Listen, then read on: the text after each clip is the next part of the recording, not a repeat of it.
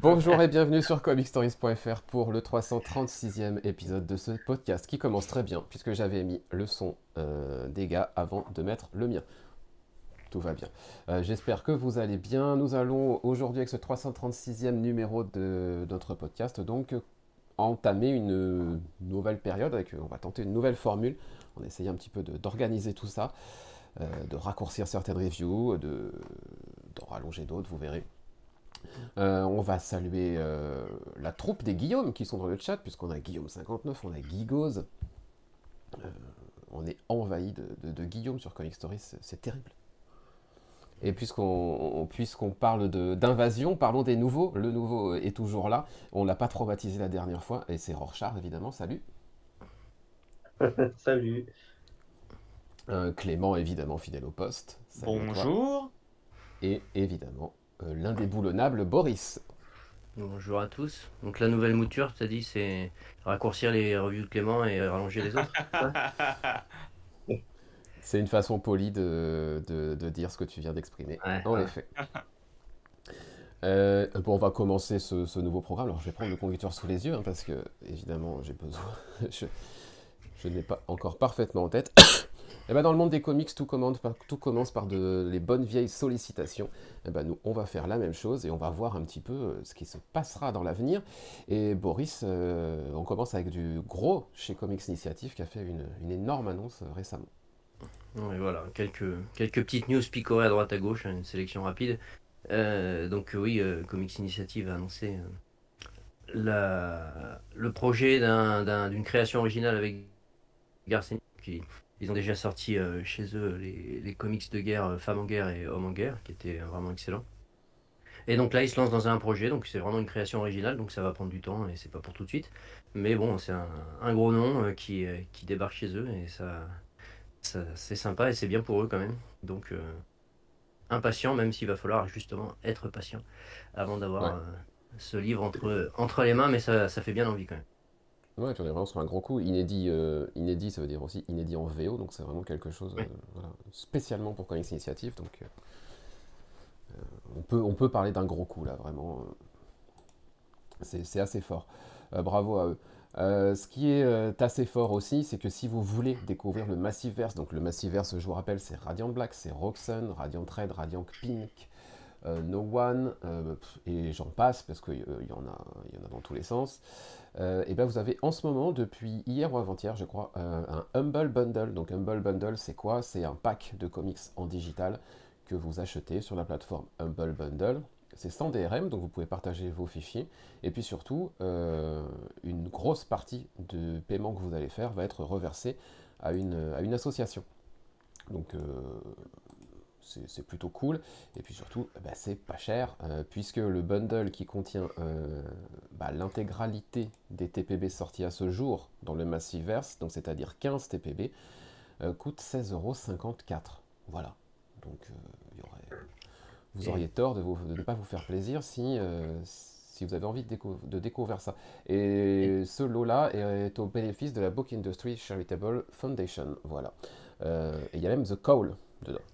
Boris? Et ça sortira pas en VF, hein, puisque Thierry Mornay a dit que la série Radiant Black était un échec. Donc ils sortiront peut-être même pas le tome 4 de la série. Ah oui.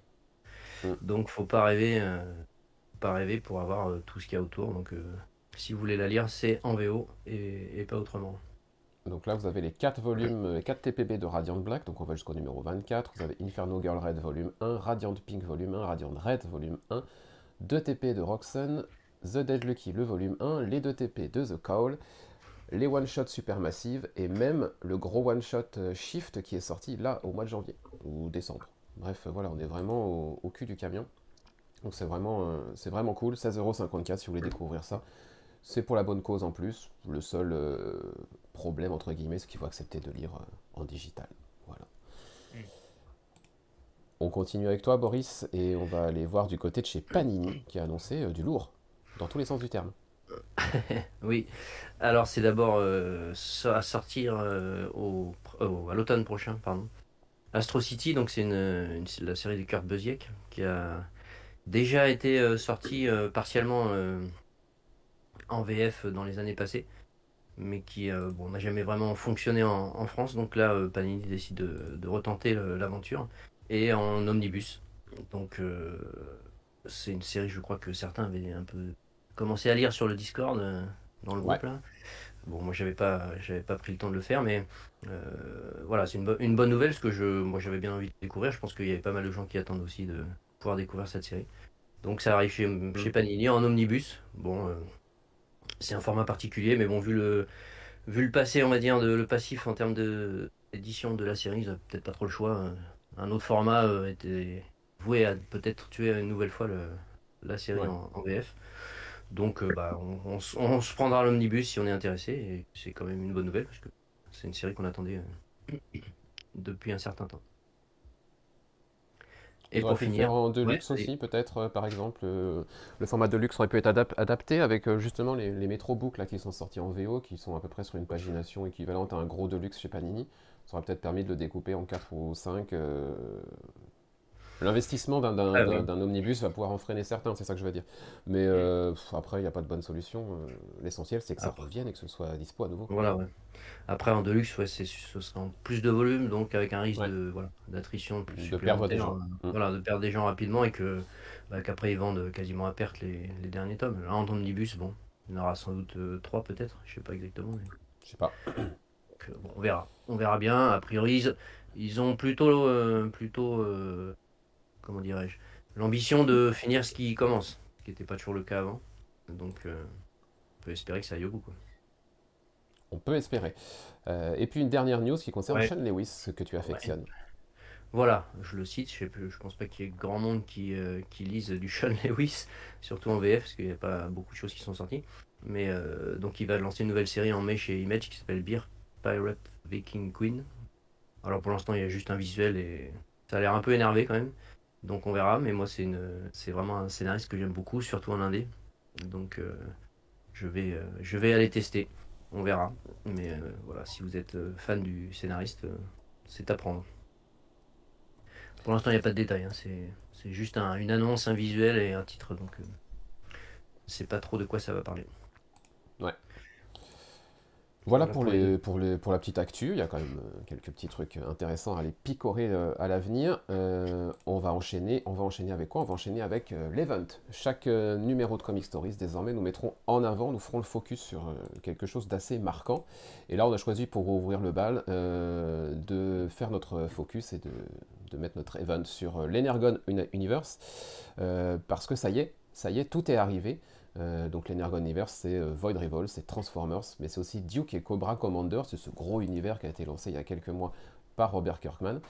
Ça y est, toutes les séries ont maintenant commencé, donc on a un peu le panel général de ces quatre séries qui composent l'univers, et on va pouvoir du coup enfin discuter de est-ce que la promesse est tenue et est-ce que les quatre séries se valent ou est-ce qu'il y a quelques disparités. Euh, Ce qui est sorti ce mois-ci, c'est Duke et Cobra Commander, c'est les deux nouveautés. On vous a déjà parlé plusieurs fois de Void Revolts et de Transformers, donc on va pas forcément refaire la review de ces numéros-là. Mais Boris, est-ce que tu as tout lu? Je crois que oui. Je crois que je suis quasiment un jour, ouais. Sur Transformers, j'ai été jusqu'au 4. Il n'y en a que Alors 4 de sortie pour l'instant. en introduction à Hein. cet event, est-ce que pour toi la promesse est tenue? Oui. Ouais, Tu m'entends? Ouais, non, j'étais pas sûr que tu ouais, ouais. m'entends, j'ai cru que ça coupait. Je sais pas. Alors, globalement, oui, moi j'ai tout lu. Euh, je connais pas du tout l'univers Transformers, hein, donc tout pour moi est un peu une découverte. Ça a l'air de plutôt bien s'imbriquer, je trouve que c'est pas trop mal. À la fois ça s'imbrique et les séries peuvent se lire pour l'instant plutôt indépendamment aussi. Donc ça c'est déjà un point plutôt pas mal pour qui veut picorer un peu sans tout prendre. Maintenant, celle qui m'a laissé un peu plus sur ma faim, c'est Cobra Commander parce que je connais pas du tout le personnage et c'est vraiment une ambiance totalement différente, hein. Très SF, futuriste, etc. Donc j'ai lu l'épisode sans déplaisir, on va dire. Mais pour l'instant, ça reste relativement obscur, on va dire. Donc on verra comment ça va s'intégrer dans le reste de l'univers. J'ai trouvé Duke très bon, moi. C'est vraiment une ambiance un peu espionnage que j'aime bien. Et j'ai trouvé que c'était plutôt bien fichu. Ça fonctionne bien et au niveau dessin aussi. Au dessin, c'est Tom Reilly. Et puis bah, Transformers, ça continue toujours aussi bien, hein.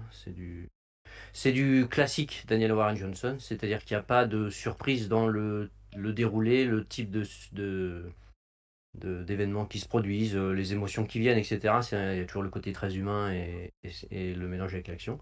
Donc on n'est pas surpris. Donc si quelqu'un veut un peu de fraîcheur, de nouveauté sur Daniel Warren Johnson, c'est pas le cas. Mais si on aime ce qu'il fait, ça fonctionne tout à fait.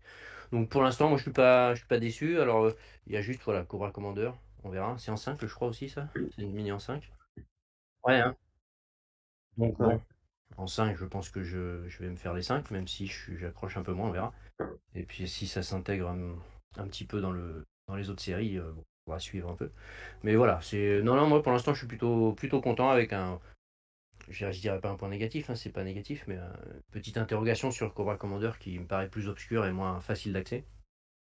D'autant plus que le scénariste, lui, a l'air de maîtriser la chose, hein, dans son courrier à la fin. Il explique que c'est un grand fan de l'univers, etc. Donc il y a sans doute des références que j'ai complètement ratées. Bon, c'est pas grave, ça m'a pas empêché de suivre et de plutôt apprécier, même si voilà, c'est un peu obscur. Mais pour l'instant, moi, ça tient la route. L'ensemble tient la route. Oui, oui, oui. Alors moi, je ne lis pas Void Rivals, donc je me limite à Transformers, Cobra Commander et Duke. Et pour autant, ouais, ouais, promesse tenue. Transformers, c'est toujours aussi cool. Les numéros 3 et 4 envoient du pâté, quoi. Enfin, ça va dans tous les sens. C'est ultra dynamique. Enfin, vraiment, effectivement, il n'y a pas de surprise, mais ça bouge énormément. Et c'est fou comment en un numéro, à partir du 3 tu peux gagner en termes d'intensité de rythme. Et puis, je suis toujours épaté par les planches de Daniel Warren Johnson sur le dynamisme qu'il arrive à apporter. Duke, j'attendais, j'étais curieux parce que je savais pas trop à quoi m'attendre et effectivement j'étais super surpris parce que c'était vraiment une ambiance espionnage qui était vraiment cool. Et Cobra Commander, moi j'ai bien aimé parce que justement cet aspect SF, alors je connais pas du tout l'univers, mais je trouve que c'est assez empreint de mystère et j'ai beaucoup aimé l'ambiance.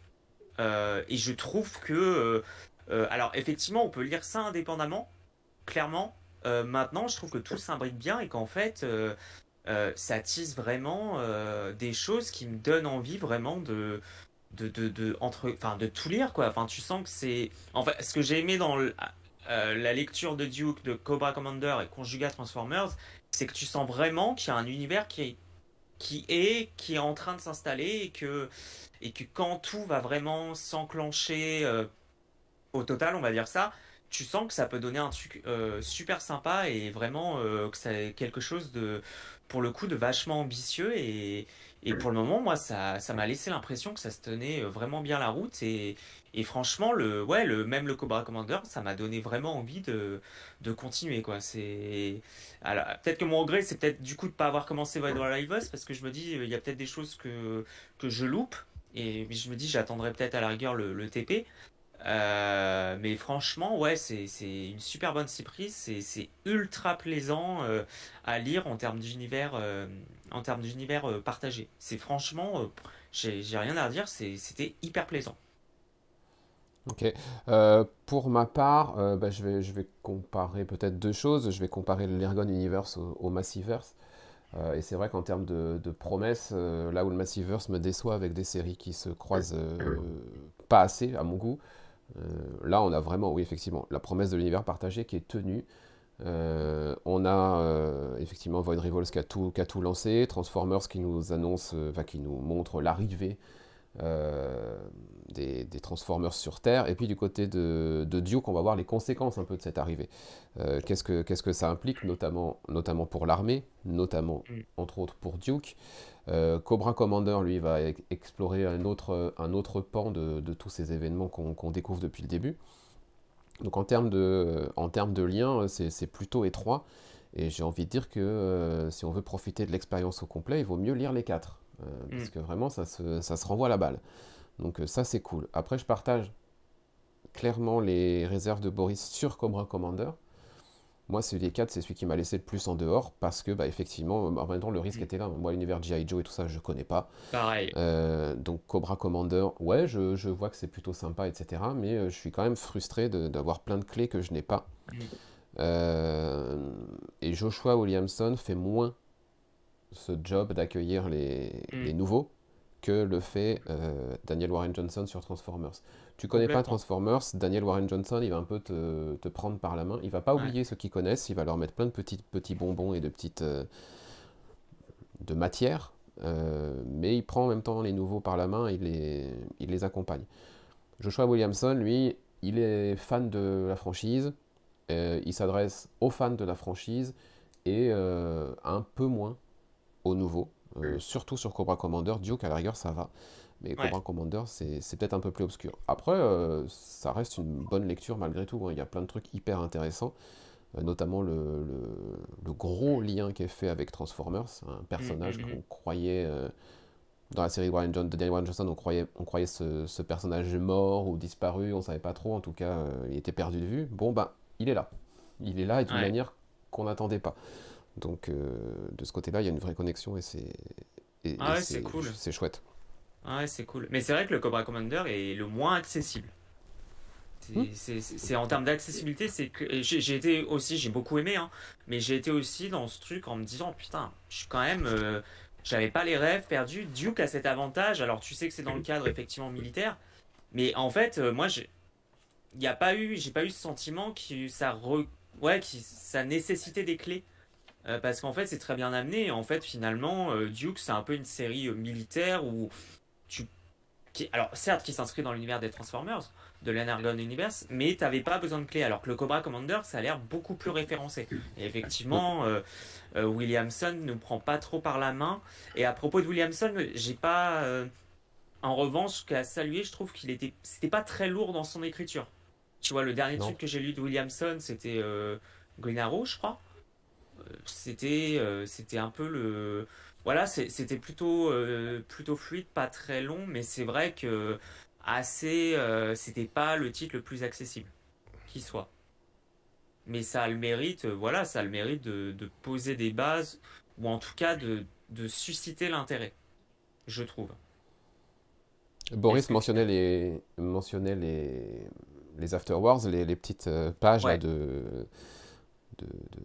où les scénaristes s'adressent à nous. Donc Joshua Williamson nous explique un petit peu sa philosophie, sa vision de Cobra Commander et de Duke à la fin du premier numéro de chaque série. Et c'est là justement où ma frustration a été renforcée dans Cobra Commander, parce qu'on voit que le mec il maîtrise son sujet, mais alors vraiment très très fort. Et il aurait pu profiter de cette page justement pour peut-être les nouveaux remettre des choses en contexte. Là il dit j'ai choisi de faire tel twist, machin, tout ça, mais peut-être qu'il aurait pu, s'il veut pas le faire dans son histoire, à la rigueur, pourquoi pas, l'expliquer, ok. Mais vu qu'on a un petit bonus où il a une page où il s'adresse à nous, peut-être nous donner soit des références ou dire tiens, si vous voulez comprendre ce point-là, allez peut-être lire ça ou regarder ça. Voilà, c'est le petit bémol. Et graphiquement, c'est sur les 3 séries, graphiquement sur Duke et Cobra Commander, c'est propre. Hein. C'est franchement rien à redire. Non, c'est bien. Je trouve que graphiquement, chaque dessinateur, et il y a le coloriste, hein, on va mettre en avant les coloristes, ça convient parfaitement, je trouve, à chacun des titres. Il y a une ambiance Duke, qui se dégage pour chacun des titres. Et j'avoue que Duke a été... j'ai adoré le style de Duke. Ça, je savais pas trop à quoi m'attendre, parce que pour le coup, je connais pas du tout ce dessinateur. Mais franchement, c'était vraiment super plaisant. Ouais, Duke, c'était une petite claque graphique. Je m'attendais pas à ce point-là, mais vraiment, pareil, sur tout le numéro. C'était vraiment cool. Ton préféré dans les 4, Boris? Mon préféré dans les 4? Oh là, qu'est-ce que c'est que cette question? Oh la question. Tu m'aurais dit mon moins préféré. Ton moins préféré, on le sait, c'est Cobra. Non, franchement, je sais pas. Non, j'ai bien aimé Duke. C'est vrai que l'ambiance de Duke est quand même cool. Non, j'ai pas de préféré. Honnêtement, les 3 autres, moi, je suis avec plaisir. J'avoue que là, je ne départage pas. je ne ferai pas cet affront aux auteurs. Est-ce que tu le feras, toi, Clément? Alors moi du coup j'en lis que 3, mais n'empêche que le choix n'est toujours pas aisé parce qu'en fait les 3 ont leur intérêt. Transformers, enfin le 3 et 4 c'était tellement kiffant, mais d'un côté j'ai adoré Duke aussi. Ah non, impossible. Franchement impossible de choisir. Non, non, non, pas possible. Ok. C'était tellement bien. Bah, moi, je choisis. Mm. Jusque-là, c'était Transformers, mais je dois reconnaître que Duke, quand même, a été une Ouais. super surprise. Ouais. Je m'attendais à un truc un peu militaire et tout, un peu bas du front, pas forcément Ouais, pareil. pas forcément ma came. Et non, il y a une vraie exploration un peu émotionnelle de la psyché Ouais. du personnage, du trauma qu'a représenté Mm. l'arrivée des Transformers sur Terre. Euh, le fait d'être cru par personne, etc., d'avoir l'impression que Ouais. le système est un peu contre lui, de partir un peu en mode undercover.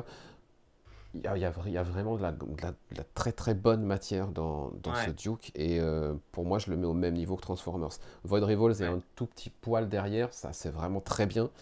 Et puis bah, Cobra Commander, pour les raisons que j'ai dit, serait peut-être la quatrième, mais voilà, pour pas grand chose non plus. Mais globalement, franchement, c'est un univers que pour ma part, je continuerai à suivre avec plaisir, en single. J'irai jusqu'au bout de Cobra, jusqu'au bout de Duke. Et puis bah, Void Revolves Pareil. et Transformers, de toute façon, je continuerai, c'est clair. Euh, non, non, Bah ouais. c'est vraiment très bien. C'est un peu la bonne surprise de la fin d'année et de ce début 2024. Ah ouais, complètement. Des séries que je Mais m'attendais pas à lire et à apprécier autant, donc c'est cool. ouais. Et tu vois, moi j'en suis au point de me dire, est-ce que je prendrais pas le TPB de Void Ben Rivals, oui, parce que j'ai vu qu'il sort, pour ensuite enchaîner sur le single, quoi. Parce que oui, pourquoi pas. je suis en grosse hésitation, je me tâte, parce que franchement, ça fait longtemps qu'un univers partagé m'avait pas autant accroché, happé. Et franchement, et puis c'est une super bonne surprise parce qu'on parle quand même de l'univers de Transformers, G.I. Joe et compagnie. Et moi, j'en étais resté au film, on va pas dire que c'était de la vraie œuvre cinématographique. Puis c'est très. Ça reste. Enfin, je veux dire, ça reste très. Quand il pense, c'est très caricatural. Alors qu'en fait, c'est excellent. Et d'ailleurs, quand j'ai lu le 3 et 4 Transformers, encore une fois, Daniel Warren Johnson utilise les mêmes thématiques qui lui sont chères. Enfin, c'est. On est vraiment là sur du très très bon, et je pense que si ça reste sur cette qualité-là, on peut vraiment être sur un univers d'anthologie. Et pour en revenir sur Duke très brièvement, moi ce que j'ai aimé aussi à Duke, c'est que, alors on sait évidemment que c'est dans l'Energon Universe, mais en fait que ça prend à la fois le temps de s'intéresser au background, aux conséquences effectivement de la série Transformers, mais que c'est en fait dès les premières pages, tu as direct un lien qui est fait avec cet univers-là. Donc Mm. direct pour te rappeler que bah direct les conséquences quoi. Et j'ai apprécié quoi. C'était pas où tu peux avoir certains trucs où tu dis bon ok c'est un numéro d'installation mais t'attends encore de voir le lien. Non là c'est le lien est direct et c'est super bien amené. Donc franchement c'est une vraie réussite et ça se sent que c'est chapeauté, qu'ils ont une vraie vision derrière quoi. Et ça franchement c'est vraiment cool. Donc là après, moi j'attends de voir du coup, je suis vraiment curieux de voir comment ça va continuer, puis aussi de voir comment qui va éditer ça en France et comment ça va être mené aussi. Et à voir aussi si le changement de dessinateur Ouais, sur Transformers va pas faire baisser un Mm, petit peu mm. ouais, notre ouais, ça c'est excitation. la. Après Roger C'est qui? Cruz, C'est Roger- c'est qui? Non, C'est Yuri Corona? non, non, c'est. Ah bon? Ah oui, je sais Non, plus. Tu me fais je sais plus, hein. Je croyais que c'était Roger Cruz, mais tu me fais douter, donc je sais plus. Voilà, tu m'as mis Ok, un bah doute dans super. l'esprit. Bon, peu importe. Mais bon, donc il y aura plus Warren Johnson, en tout cas pour le deuxième arc au dessin. Et D'accord. on verra comment il gère le scénario sans être au dessin et si on arrive à avoir le même rendu, on va dire, émotionnel et en termes d'histoire, quoi. Je pense qu'il reviendra après au dessin, peut-être, sur un arc suivant. Mais ça risque de tourner et de changer un petit peu la donne, on va dire. Ouais, je suis en train de chercher en même temps qui va être Ouais, mais je sais plus là. le nouvel Faut pas me, artiste. Et faut pas me c'est. faire. Alors, c'est toujours Daniel Warren Johnson pour le 6, évidemment, parce que c'est la fin de l'arc. C'est Yori Corona. Ah ouais, bien Je connais joué. pas du tout. S'il avait fait. The Me You Love in the Dark. C'est Ok. lui, hein. Oui, c'est lui. Tu lui parles, ça lui parle pas plus. Ouais, Non, c'est pas tout du ça. tout. Mais non, c'est un bon dessinateur, mais c'est pas Ouais. le même type d'ambiance, on va dire, en termes de dessin. Ouais, On verra. faut voir. On Ouais, verra. c'est ça, la question, ça va être de voir est-ce que l'ambiance, est-ce que ça va changer vraiment quelque chose au niveau de l'ambiance, quoi. Parce que c'est un peu le risque. En tout cas, tous les trois, on est plutôt unanimes. Si vous n'avez pas testé... Et oui, et Middle West, nous dit Gigos, exactement, pour Yurekron. Middle West? Ok, Ouais. d'accord. Nous, voilà, tous les trois, on est plutôt unanimes pour vous dire tester, parce que nous, on vous le recommande, en tout cas, tous les trois, un peu l'ensemble de l'univers. Voilà, il n'y a pas une série qu'on vous conseillerait de jeter ou de passer. Hmm. Voilà. Et là, en Donc, VF, je sais pas chez qui ça va sortir, mais tout va sortir en VF, par contre. Parce que, ouais. Hmm. Et ça ne pareil. sera pas chez Delcourt. Oui, oui, Ouais. justement, Bah, il a expliqué que lui, ça l'intéressait pas de tout ouais. sortir. Et comme On c'était devrait le pas deal, tarder. Ouais, mais on devrait pas tarder à le savoir parce que ce que je disais sur le Discord, quand un copain libraire m'a dit que il savait qui c'était, interdiction de dire. À mon avis, je serais pas surpris, par exemple, qu'il fasse coïncider l'annonce, par exemple, avec la PFF. C'est un peu tôt, si les libraires sont au courant, PFF c'est dans 2 mois et demi, les fuites Ouais. d'ici là. Non, non, ça va être annoncé Enfin, ça a été de la sans doute bientôt. déduction. Enfin, il m'a dit que c'était pas. Il l'a su parce que au cours d'une discussion, déduction. En soi, les libraires sont pas. Je crois pas que les libraires soient au courant. Mais bon, après, en termes de. Il n'y a pas 3000 solutions, de toute manière, hein, je pense, en termes d'éditeurs. ça Faut risque voir. d'être un gros quand même, je pense. Je vois. Ouais, c'est ça. Je S'il vois faut pas tout comment. publier, ça paraît compliqué quand même. Pour S'il moi, faut Ça tout je peut pas vois publier. pas. rester chez Vestron? Je vois pas Vestron prendre. Je pense pas Bah, qu'ils ils ont puissent déjà, investir. forcément. Ouais, Est-ce ouais. qu'ils vont pouvoir Et investir dans G.I. un. Joe et tout, ils ont... Ouais, après, parce que là, on est quand même, enfin, il y a l'aspect aussi Transformers, Daniel Warren Johnson, t'es sur du Kirkman, sur dans la Live Voice, t'as quand même des gros noms, donc je vois pas en fait les grosses maisons d'édition passer à côté, quoi. Je sais Après, pas. effectivement, dans la suite logique, ça serait Ouais. Vestron, mais je sais pas, j'ai un peu du mal à y croire, vu On verra, l'ampleur on du saura truc, bientôt de toute façon. je pense, ouais. Mais On très verra qu'il va nous curiosité, parce dégainer que Void Rivals et puis. bah, j'espère vraiment que le taf va être bien fait, parce que ça mérite. Enfin voilà, c'est public français mérite de découvrir cet univers, ce nouvel univers partagé, hein. À suivre donc, à suivre. Mais voilà, c'est du très bon pour le moment, donc on vous tiendra au courant de comment tout cela avance dans les prochains épisodes. Voilà pour notre event du mois. On va passer maintenant à une partie de review un peu plus rapide que ce que l'on vient de faire. On appelle ça les tie-in, parce qu'à tout bon event, il y a des tie-in. Donc on va vous faire des reviews rapides en quelques minutes des quelques lectures qu'on a fait ce mois-ci. Et c'est Boris qui va ouvrir le bal avec Oui. une sortie, je crois, de chez Boom. Oui, Tout qui à fait. s'appelle Animal Pound. Et ça va être très rapide. Ah, Euh, bah oui, vu le commentaire que tu as mis, ça va être rapide, ouais. Bah, c'était du Tom King en indé avec Peter Gross, ça m'intéressait au niveau du dessin, et Tamra Bonvillain à la colo. Donc au niveau dessin, rien à dire, c'est très bon. Bon, faut aimer les chats et les chiens, hein. Mais en Raté. termes de dessin, c'est cool, quoi. Donc c'est une adaptation en fait de La Ferme des Animaux. Je me suis dit, tiens, ça peut être sympa d'aller voir ça. Et puis Tom King, bon, il y a du bon et du moins bon. Et c'est sa deuxième création originale, je crois, après Love Everlasting, qui était pas mal dans un enfin dans un genre totalement différent, mais un peu frustrant. Enfin, j'ai suivi en VF, on verra pour le tome 2. Et là, je me suis dit, bon, allez, on va aller voir. Alors, c'est pas du tout du Tom King, ceux qui ont peur de retrouver du gaufrier, ce genre de choses. C'est pas du tout ça en termes de narration graphique, ça, c'est vraiment beaucoup plus classique. Par contre, en termes de narration tout court, quoi, c'est extrêmement lourd. Je me suis ennuyé comme pas possible. Enfin voilà, c'est très descriptif, limite décrit par moment ce qu'on voit sur les pages. Et puis au final, il se passe pas grand-chose, quoi. C'est juste que voilà, les animaux, les chiens, les chats sont enfermés dans des cages et l'un d'entre eux est un leader et déclare que dans quelques années ils vont se libérer. Et puis à la fin de l'épisode, ils se libèrent effectivement. Et puis c'est tout. Enfin, il s'est rien passé. Pour moi, il s'est rien passé ou pas grand-chose. Et puis surtout en termes de narration, c'est ennuyeux au possible. Donc pour moi, c'est un stop direct. J'ai tenté et pourtant, j'arrête pas souvent des séries comme ça rapidement. Bah, Mais là, surtout au je suis numéro 1. vraiment, ouais, je suis vraiment pas rentré dedans et j'ai trouvé que la narration était extrêmement lourde, quoi. C'est pas fluide, il y a beaucoup de texte, c'est. Oh là là. Enfin voilà. Donc non, Ok. franchement, j'ai pas aimé. Et bah voilà, c'est dit. Non. Ça c'est fait. C'est rare, donc on en profite. Ouais, Oui, c'est rare parce que d'habitude, je suis plutôt bon public quand même, il faut le dire. Même Oui. si c'est vrai. je sélectionne en amont quand même, je prends pas tout et n'importe quoi.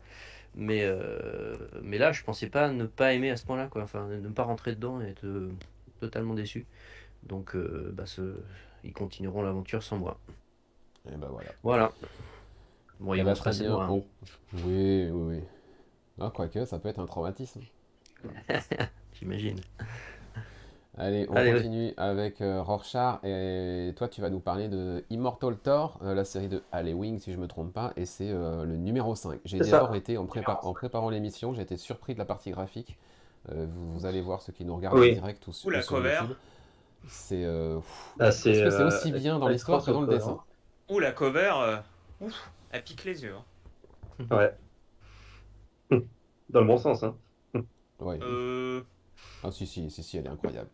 Alex ouais, Ross, ouais, ça me fait penser à. Ça me rappelle des mauvais souvenirs, ça me fait penser au. Entre guillemets, enfin, au style graphique du dernier film Thor. C'est coupez le pas. micro à cette personne. Allez, C'est ça. Rorschach à toi. Toi qui as la main, hein. Ouais, bah, franchement, j'ai bien aimé. Immortal Thor, bah déjà, Thor, c'est pas un de mes persos préférés, donc j'ai eu un peu de mal à le sélectionner, mais bon, c'est surtout pour l'auteur, le travail qu'il avait fait sur Hulk, bon, c'était quand même, c'était comme du bon boulot, hein. Et là, il a gardé un peu le même style, c'est-à-dire qu'il va s'approprier le personnage, qu'il va redéfinir un peu ce qui fait l'essence même du personnage. Là, par exemple, on va apprendre pas mal de choses sur le fait d'être digne ou pas pour porter le marteau. Il va redéfinir un peu tout ça. Euh, donc ça apporte vraiment une dimension nouvelle. Déjà, le postulat de base aussi, hein, Odin n'est plus, il a pris sa place, etc. Donc on part vraiment sur de nouvelles pistes et de nouvelles trames.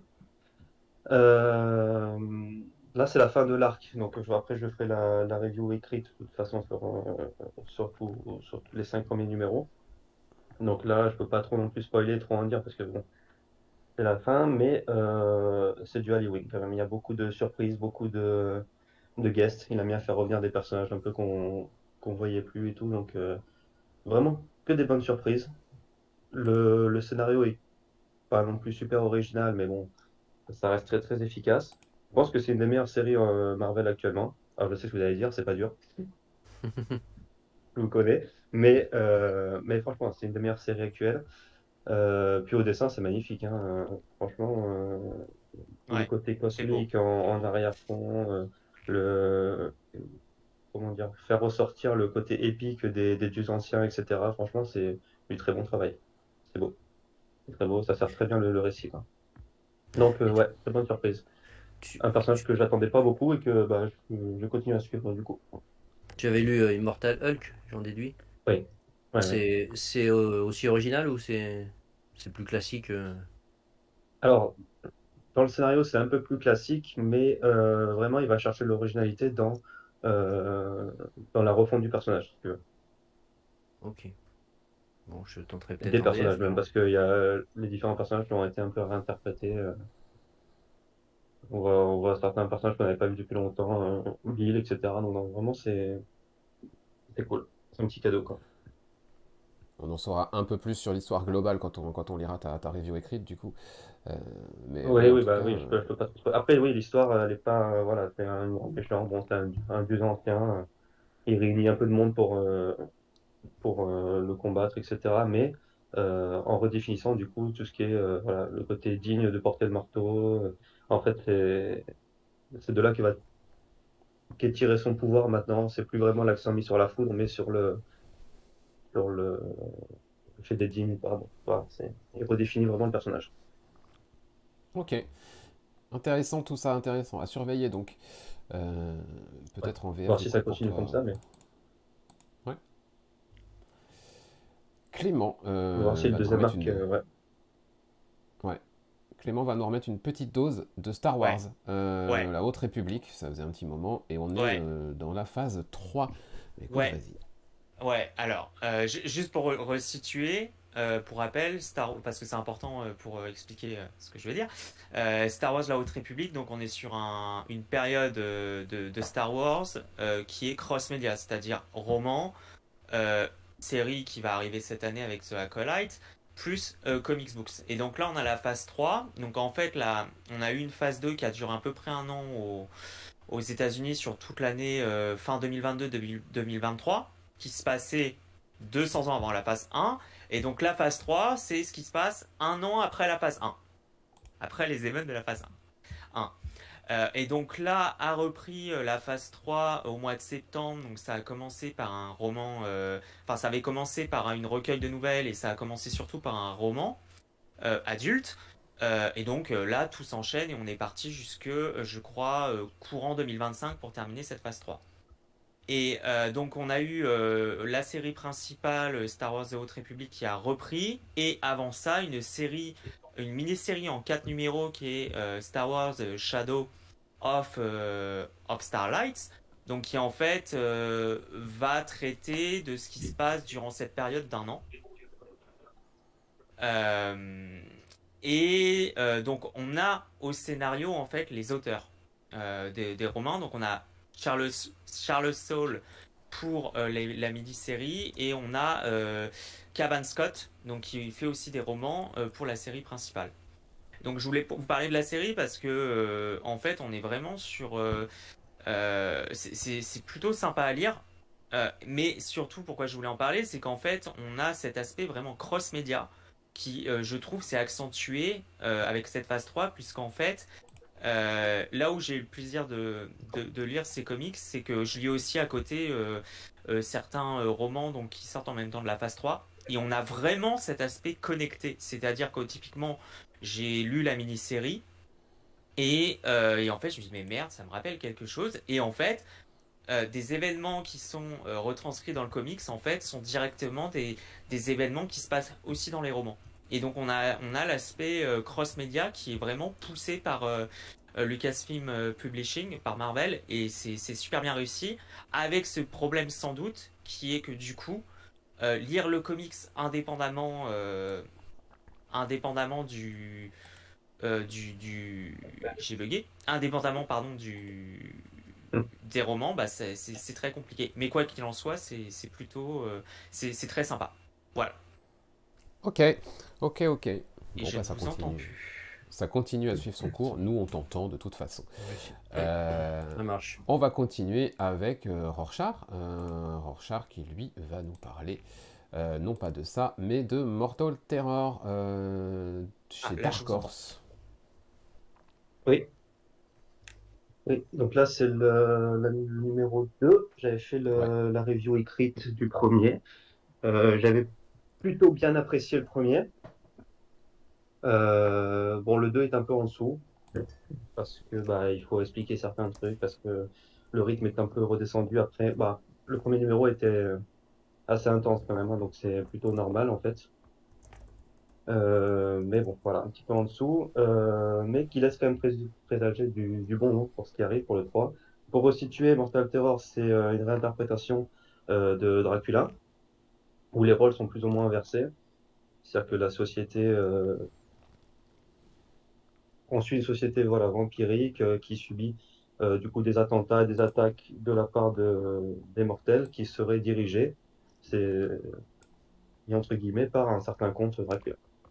Donc, tous les personnages connus, Jonathan Harker, etc., Jonathan Harker, pardon, Mina, etc., sont euh, interprétés, donc sont des vampires, etc. Ils essayent de, voilà, d'évoluer dans leur société. Euh, et là, ce numéro 2 bah, voilà, met plus l'accent sur les relations entre les personnages, et le rythme est quand même bien plus redescendu. Graphiquement, Ok. c'est toujours sympa, c'est du style Mignola, hein. Donc, c'est un peu ses disciples, donc ça se ressent. Moi, j'aime bien. Ça va très bien avec le récit de toute façon, donc c'est plutôt propre. Mais voilà, un petit peu en dessous ce deuxième Ok, On attend bah, dommage. Ouais.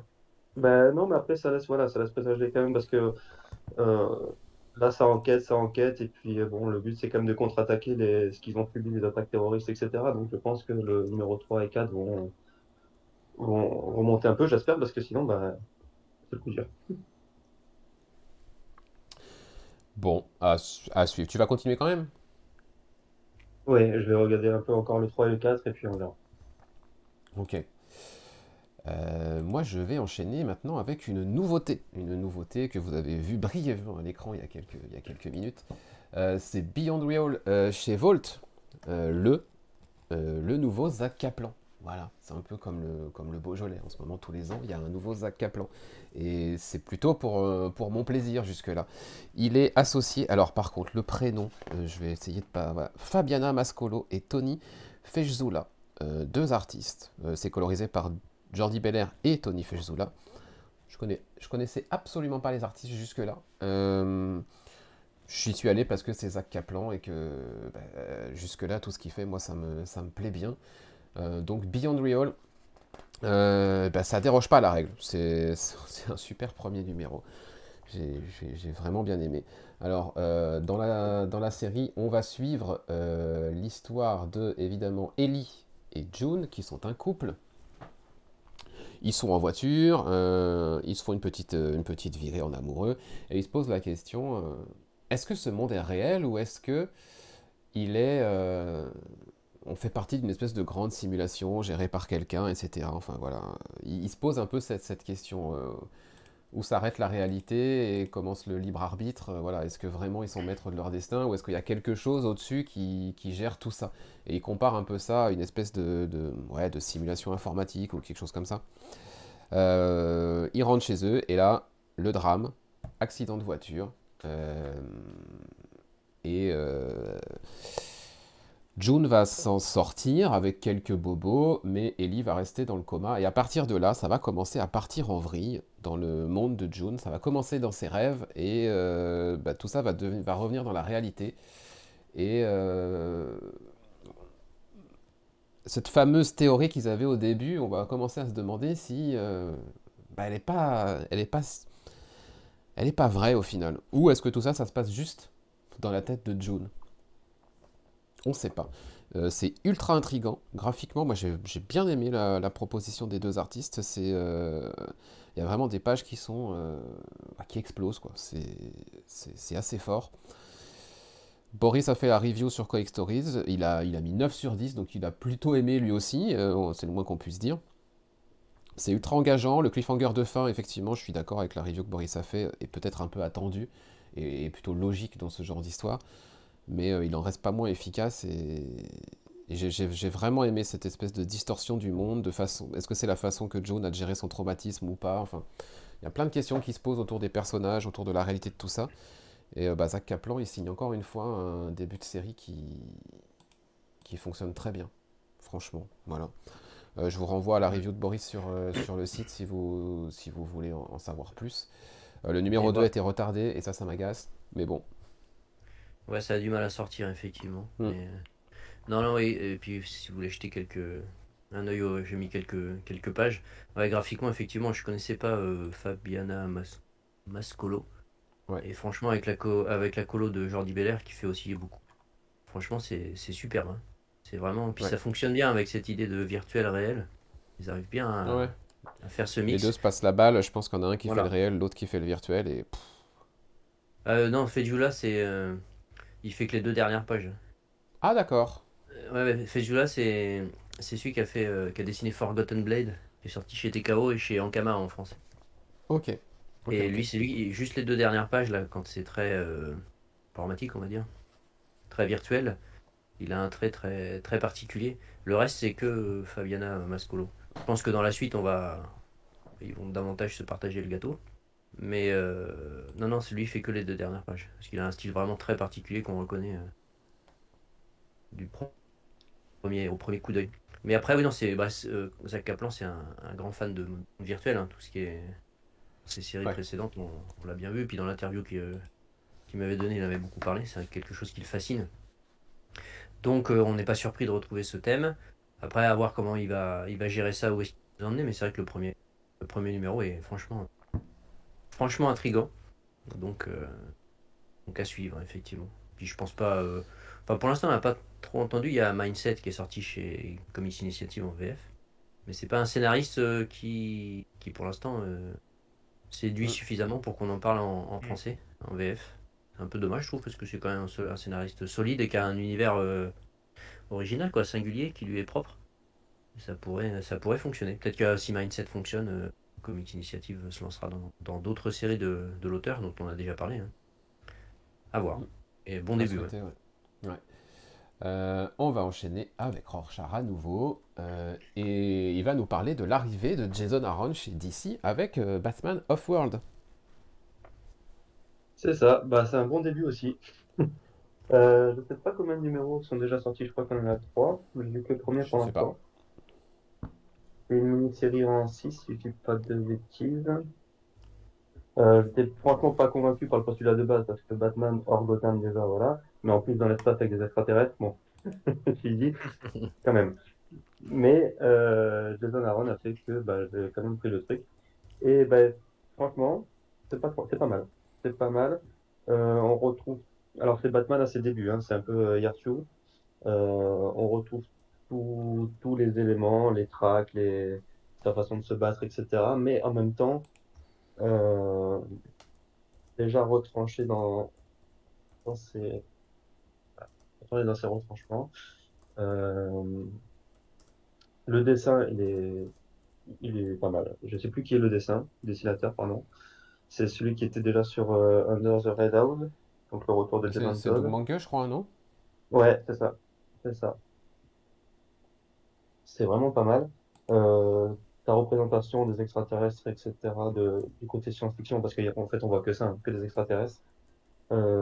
C'est plutôt bien fait avec des visages, des mutations, des trucs un peu bizarres, des morceaux de chair un peu par-ci, par-là. C'était vraiment très graphique. Très graphique. Après, l'histoire, bon, on essaye un peu de savoir pourquoi Bruce Wayne se retrouve là où il est. On sait qu'il a un plan, comme d'habitude, il a toujours des plans. Mais le premier numéro nous révèle pas assez pour l'instant, mais bon, je pense que je vais continuer. Après, c'est en 6, hein, donc à voir. Mais, euh, mais ouais, c'est pas un coup de cœur, c'est pas super waouh, mais pour le postulat de base, je suis quand même assez surpris. Je pensais être plus déçu que ça. Bon, Oui, bah puis, c'est. puis Jason Aaron, récemment, c'était forcément exceptionnel, hein. Oui, oui, oui, oui. Son C'est Avengers pas. Ouais. était moyen. On verra ce qu'il va donner sur les tortues bientôt. Mais C'est vrai. c'est plus un scénariste, enfin de mon point de vue, c'est plus un scénariste valeur sûre, quoi.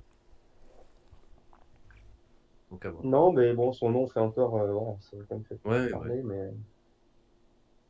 Bah, franchement, je l'aurais pas pris, sinon, ça aurait été un auteur lambda, je l'aurais pas pris, un postulat. Ouais. À savoir que Jason Aaron a démarré aussi sur Action Comics ce mois-ci. J'ai pas encore lu le 1061, c'est le numéro sur lequel il arrive.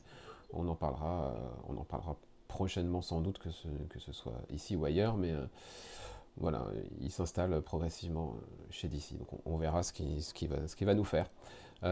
Boris, c'est à toi si je ne m'abuse. Et Tu ne tu vas t'abuses. nous parler. Alors, moi, j'ai déjà parlé du numéro 1 la dernière fois, je crois. Enfin, Oui, avant les awards. Donc, toi, tu vas nous parler des 2 premiers numéros de Zawa, la série de Michael Dialinas. oui. Et c'est grâce à ta chronique que je me suis lancé, j'ai rattrapé. Alors, J'ai est-ce que. réussi à choper. Alors, j'ai toujours la pression quand on me dit ça. Est-ce que, du coup, euh, C'est j'ai de la bien fait de, merde! de te pousser? Tout à fait. J'ai bien accroché, Non, franchement, parce que c'est sa première création en tant que scénariste, je crois, hein. Ouais. Et alors effectivement, tu avais dit que c'était pas un coup de cœur, hein. Donc non, c'est pas un coup de cœur, mais c'est vraiment une bonne série. Les deux premiers m'ont bien plu, bien rentré dans l'univers. Alors on retrouve évidemment sa patte graphique qui fait tout de suite penser à Wind, Ah euh, ouais. qu'il a fait avec Tanyon Ford, et même dans l'esprit, on va dire, hein. C'est vraiment de la fantaisie, avec un monde un peu dystopique où voilà où il y a le maire de la cité qui sert tout le monde de sa poigne de fer et qui fait régner la terreur. Donc on retrouve un peu l'esprit, voilà, de Wind de ce point de vue-là. Et avec des personnages auxquels on accroche assez vite, qui sont voilà, une famille qui tente un peu à sa façon de résister et de lutter, avec un frère et une sœur qui s'entendent et qui s'entendent pas à la fois, quoi. Donc c'est plutôt bien écrit en termes de caractérisation des personnages. C'est vrai que la trame principale est finalement assez légère quand même, hein, autour de la... C'est des, des fabricants enfin des cuisiniers quoi, hein, qui font des recettes, etc., et qui vendent leur production. Donc il y a pas mal il y a pas mal d'aspects un peu légers qui finalement fonctionnent bien. Moi je me suis plutôt... T'as pas lu le 2 toi? Non, Pas encore? Ah, ok. Dans pas le 2 il y encore. a quelques scènes plutôt, plutôt légères et rigolotes, quoi, voilà, qui amènent pas une grande tension. Mais je trouve que ça fonctionne plutôt bien. Graphiquement, c'est vraiment très, très agréable. Et je pense que ça va faire une bonne petite mini-série en 5. C'est pas un univers qui est voué à se développer, je pense, au contraire de Wind, qui était un peu plus riche. Mais non, franchement, pour une première création, je suis plutôt content. Ça fait un titre un peu tout public, on va dire. Plutôt sympa, pas avec d'énormes enjeux, pour le moment en tout cas. Mais franchement agréable. Donc je vais poursuivre et je suis plutôt satisfait de cette lecture. Ok, bah ça me lance sur le numéro 2. Précision, Michael Diadinas Oui. scénarise, dessine, encre, colorise et lettre. Voilà, il fait Et tout, tout. quoi. Et je fais Et tout. c'est aussi ça qui nous rappelle Wind, c'est parce qu'il est aussi au lettrage sur Wind et dès les premières pages, voilà, Oui, on il y a un voit bien lettrage notamment particulier. dans les onomatopées, les choses comme ça, voilà, des choses qui sont très très représentatives de son travail. Voilà, donc ben, Wind, effectivement, Guy nous dit dans le chat, James Tynion Ford semble avoir oublié la série, effectivement, il serait peut-être temps Un petit peu, de ouais. nous embrayer sur le volume 4. Hein. Allez, bah écoute, Wind, pardon, pas Wind, Zawa, encore un titre en 4 lettres, compliqué pour moi. Mhm. Zawa, bonne pioche, a priori, et c'est chouette. Et on va terminer cette partie tie-in avec une dernière chronique rapide de la part de Rorschach. Et il s'agit cette fois-ci d'une nouveauté chez Image, et c'est Moonman. Le cover est très chouette. Oui, bah, tout le comic c'est très chouette, hein, honnêtement. Alors, les auteurs, donc il y a Mescudi, donc Kid Cudi, donc un rappeur hein, que voilà, je connaissais pas du tout. Associé à l'écriture avec Kyle Higgins, donc que tu connais bien du coup, Ah ouais. avec Radiant Black. Donc bon, on pouvait se poser un peu des questions quand même. Après, je l'ai pris, je ne savais pas, hein, mais voilà. Et ben honnêtement, c'est pas mal du tout. C'est un très bon début. Alors, il y a quand même pas mal de stéréotypes sur la SF, etc. L'origin story n'est pas sans rappeler les Fantastic Four. En gros, le postulat, on suit Ramon, qui est un astronaute rescapé d'une mission pour la Lune avec son équipage, qui a mal tourné. Bon, on ne sait pas ce qui s'est passé. Pendant 7 minutes, ça a été coupé, plus d'écran, plus rien. On n'a aucune idée de ce qui leur est arrivé.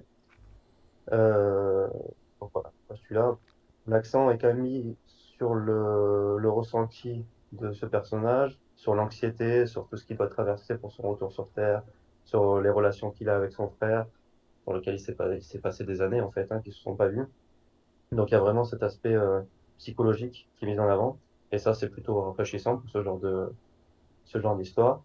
Et puis comme on s'en doute, hein, il s'est passé des trucs pendant ces 7 minutes, il a développé des pouvoirs. On va le voir vite fait, on sait pas trop de quoi il s'agit pour l'instant. Bon, il peut voler, etc. Mais bon, on sait pas vraiment de quoi il en retourne. Donc, il y a quand même beaucoup de... Voilà, c'est intriguant. Je vais continuer pour savoir quand même ce qui s'est passé. Graphiquement, c'est sympa. J'aime pas trop à la base le style un peu angle droit comme ça. On dirait, ouais, ça fait un peu graffiti, mais ça sert très bien le récit finalement. Les planches très colorées, des effets qui se passer dans l'espace et tout, c'est quand même assez impressionnant. Donc le coloris, je sais plus qui c'est, mais il y est quand même pour quelque chose. Hein.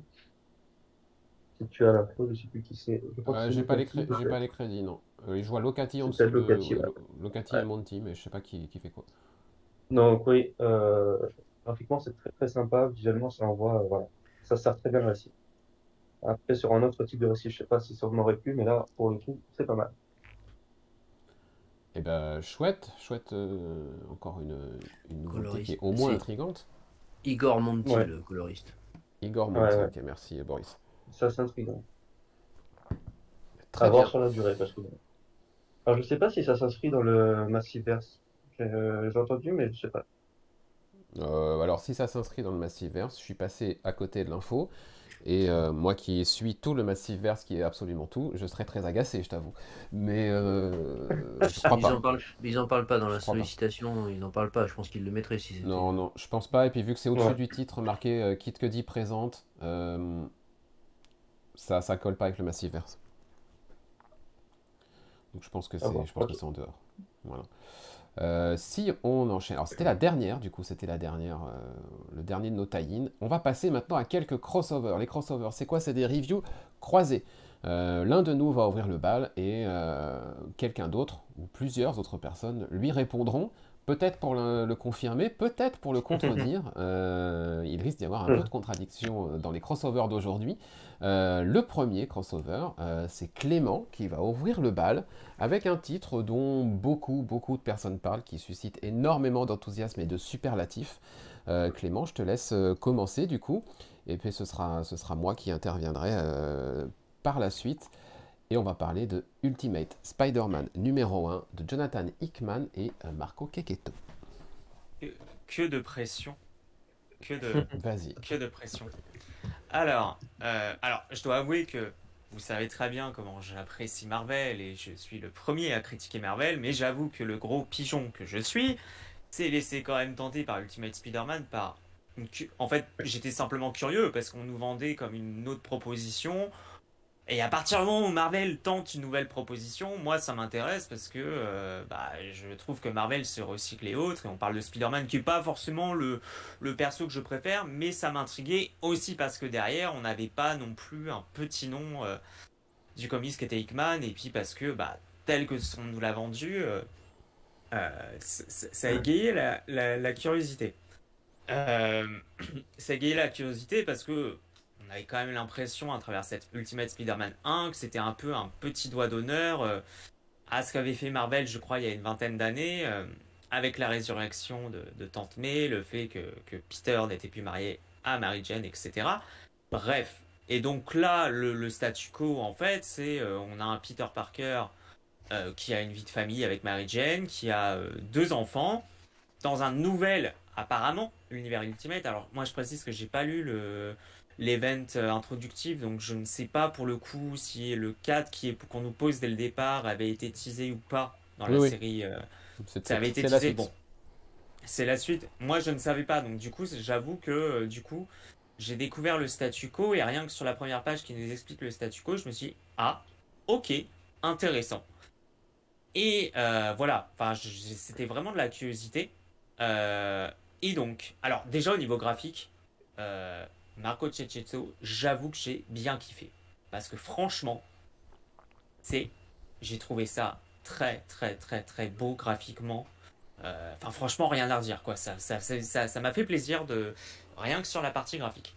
Concernant le scénario, alors là où j'ai été surpris, dans le bon sens du terme, et encore une fois, j'ai pas lu l'event Ultimate, donc j'ai peut-être un avis biaisé aussi. C'est que ça a pris le temps de poser les choses. C'est-à-dire, moi, je m'attendais concrètement, directement, à ce qu'on ait un Peter Parker, Spider-Man et autres. Et en fait, pas du tout. Et ça nous prend vraiment de poser le statu quo, les personnages. Et j'avoue que j'ai eu enfin, en tout cas, moi, j'ai été surpris par les dynamiques assez déconcertantes avec J. Jonah Jameson, avec Ben Parker, du coup, Peter. Enfin, bref, tous ces interactions entre certains personnages qui m'ont surpris parce que c'est pas un truc auquel moi je suis habitué dans ce que j'ai lu dans Spider-Man. Donc, ça, c'était plutôt cool. Donc, on pourrait critiquer que ça prend trop son temps peut-être pour poser les choses. Moi, j'ai aimé justement parce que ça a pris son temps. J'ai trouvé qu'on essayait sur quelque chose d'un peu plus terre à terre. Et moi, ça m'a plu. Alors, c'est vraiment un numéro introductif. Alors, c'est un peu compliqué parce que j'ai pas envie de spoiler non plus. Parce que je sais pas comment expliquer sans spoiler. Je sais pas si je peux avoir une partie spoil ou pas. En même temps, est-ce qu'il y a grand-chose à spoiler? Bah oui, non mais en fait c'est ça où j'ai été décontenancé, mais c'est aussi pour ça que ça m'a plu. pour être honnête, c'est que c'est très introductif, ça pose les choses, et que concrètement, si on s'attend à voir Spider-Man dans le premier numéro, comment dire? On nous a un peu menti, hein, pour être honnête, mais moi, c'est ce qui m'a plu paradoxalement. Euh, Parce que justement, il y a un parti pris et ça m'a surpris. Et j'ai aimé ça. J'ai aimé ça. Je peux comprendre que certains ne vont pas aimer, mais moi j'ai aimé. Et j'avoue que je suis très intrigué. Et voilà, le cadre qui est posé m'intrigue. Et ça a été une excellente surprise. Alors encore une fois, je suis pas un aficionado de Marvel. La dernière fois que j'ai lu Spider-Man, c'était Superior Spider-Man et on peut pas dire que j'ai aimé. Donc voilà, on est sur un parti pris. Moi qui m'intéresse, j'ai aimé ce qui, pour le moment, le cadre posé, à voir ce que ça va donner, mais ça a été pour moi une excellente surprise. D'accord. Eh ben, pas pour moi. Euh, Pendant les 2 semaines qui ont précédé ma lecture, j'ai lu partout. Meilleur run de Spider-Man, Ouais, incroyable, faut pas machin. Et déconner. vas-y, et en veux-tu, en voilà, des cliffs, Ouais, non. des superlatifs et compagnie. J'étais déjà un peu sceptique à lire meilleur run de Spider-Man en approche, alors qu'on n'a qu'un seul numéro de sortie. Mais oui, non, mais là je suis Euh, d'accord avec toi. voilà, je veux bien la hype des réseaux et compagnie, pourquoi pas, mais calmons-nous. Calmons-nous. Alors, la promesse, c'était quoi? C'était Reed Richards, le maker de l'univers Ultimate, a en fait intercepté l'araignée avant qu'elle ne vienne piquer Peter Hmm, Parker. Ça, c'était ce qu'on nous présente dans Ultimate Invasion. Donc Peter d'accord. Parker n'a jamais été mordu par l'araignée, qui a été gardé bien au chaud par Reed Richards, avec d'autres artefacts comme ça qui lui ont permis de changer, voilà, de changer D'accord. l'univers. Peter n'a jamais été en relien avec l'araignée, il n'a jamais été mordu, il n'est jamais devenu Spider-Man, il a épousé euh, MJ, il a eu 2 enfants avec elle. N'étant jamais devenu Spider-Man, Ben Parker n'est pas mort, puisque les événements qui mènent la mort de Ben Parker, donc le Ben, sont forcément liés au début de Spidey. Voilà, tout ça, on le retrouve en fait, c'est logique, c'est plaisant de Hmm, suivre la vie hmm, de Peter, c'est plaisant de voir de rencontrer ses gosses, qui s'appellent en plus May et Richard. Donc il y a ouais. des trucs, voilà, il y a plein de trucs qui sont sympas. La situation au Daily Bugle, ok, c'est cool et compagnie. Ouais. Maintenant, ouais, c'est bien. C'est bien. C'est très beau. Marco Quequeto, c'est très beau. C'est bien de voir d'un autre Peter, un peu plus vieux, enfin, avec une vie un peu installée et compagnie. Voilà, c'est chouette. Mais ça va pas au-delà pour le moment du c'est bien. Voilà, Non, je suis d'accord avec toi. j'ai bien aimé, mais je vais pas. Voilà, je, je me suis pas mis à genoux devant, quoi. Ouais. Non, faut pas Je- déconner. Dire que c'est le début d'un le meilleur run, faut pas être dans le superlatif, quoi. Le premier numéro peut être une excellente surprise. Enfin, moi, ce qui a été mon cas, mais ça en reste là. Rien J'étais qui plus permet de dire que surpris ça va être un par super. la beauté graphique de finalement, Ouais, sans jamais avoir Spider-Man à l'image, ouais, on ouais. réussit quand même à avoir un super bouquin alors qu'on n'a aucune Ah, scène complètement. dynamique quasiment, hein. Mais, mais Voilà. c'est ça, non, mais c'est ça aussi, ça a été une surprise parce que on est tellement habitué à voir. Moi, j'ai tellement été habitué à lire Spidey, des trucs dynamiques avec Spidey. Et là, et c'est pour ça que j'ai été surpris dans le bon sens du terme quand je dis que c'est terre à terre. C'est qu'en fait, on ne voit pas, on va teaser un peu, on ne voit pas Spider-Man du numéro. Et malgré tout, eh ben, ça se lit bien, quoi. Enfin, ça se lit bien. Moi, j'ai pris plaisir à découvrir ce statu quo, encore une fois, alors qu'on n'a pas de Spider-Man en soi dans le premier numéro. Et c'est là où je trouve qu'il y a un certain, entre guillemets, tour de force par rapport à ça. C'est pas quelque chose auquel j'étais habitué avec Spidey. Dans le peu que j'ai lu de Spidey, évidemment. Alors la Et situation que tu- relative à mai, c'est une petite surprise, c'est intéressant, voilà. Pour le moment, on est sur un c'est intéressant, mais Ouais. voilà, ça va pas au-delà. À voir ce que ça va donner sur le Il y a un numéro 2. truc il y a un truc qui m'a dérangé, c'est qu'il y a un ennemi de Spider-Man qui est présent dans ce numéro que l'on voit. J'ai juste un petit problème, c'est que cet ennemi, pour moi, il est lié quand même au fait qu'il y ait un Spider-Man. Voilà. Donc s'il n'y a pas de Spidey, je comprends pas comment lui, il émerge. Enfin, Ouais. c'est une question que je me pose. Je sais pas, Ouais. peut-être que je maîtrise pas assez bien ma continuité Spider-Man, mais bon. Ce qui est J'avoue intéressant, qu'ils en font. revanche, c'est que le numéro un commence par une indication, qui est l'indication January. Oui, C'est-à-dire que ça m'a. le numéro un Ouais. sort en janvier et se situe en janvier. Si Donc ça va être par on mois, je avance pense. si on avance en temps réel, Ouais. Ça là, va être intéressant. là, ok. Je dis, ok, il y a un truc à jouer. Ouais. On verra. Mais On verra. moi, sincèrement, j'avoue que j'ai été un décontenancé aussi par la première page. Et ok. Et franchement, euh, ça, vu le rythme qu'on a eu dans ce premier numéro, je ne serais pas surpris que ce soit le cas. C'est possible, ouais, c'est possible. Et dans ce cas, c'est intéressant. Parce que ça, clairement, c'est pas un truc auquel on est habitué. Mhm. Donc, bah voilà, un Clément un peu plus emballé que moi. Faites-vous votre avis. Faites-vous votre avis en lisant ce numéro 1. De toute façon, ça va arriver chez Panini en VF dans assez peu de temps, je pense, avec avec la mini-série Invasion. Donc, vous pourrez vous faire votre avis en VF si jamais vous ne lisez pas l'anglais.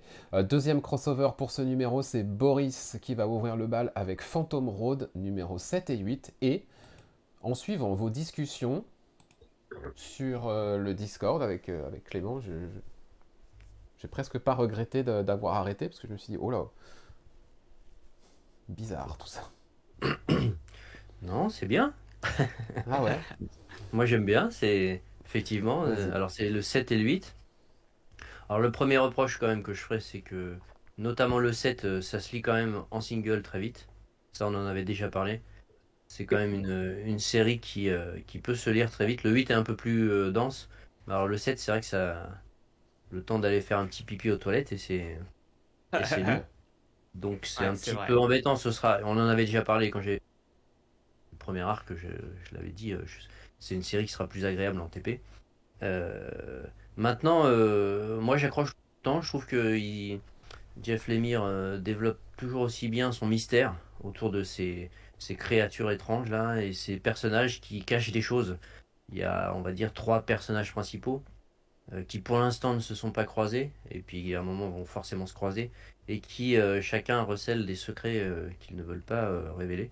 Et je trouve ça bien entretenu, plutôt bien fait. J'espère juste qu'on ne sera pas déçu, voilà, ça va pas faire un effet de pétard mouillé.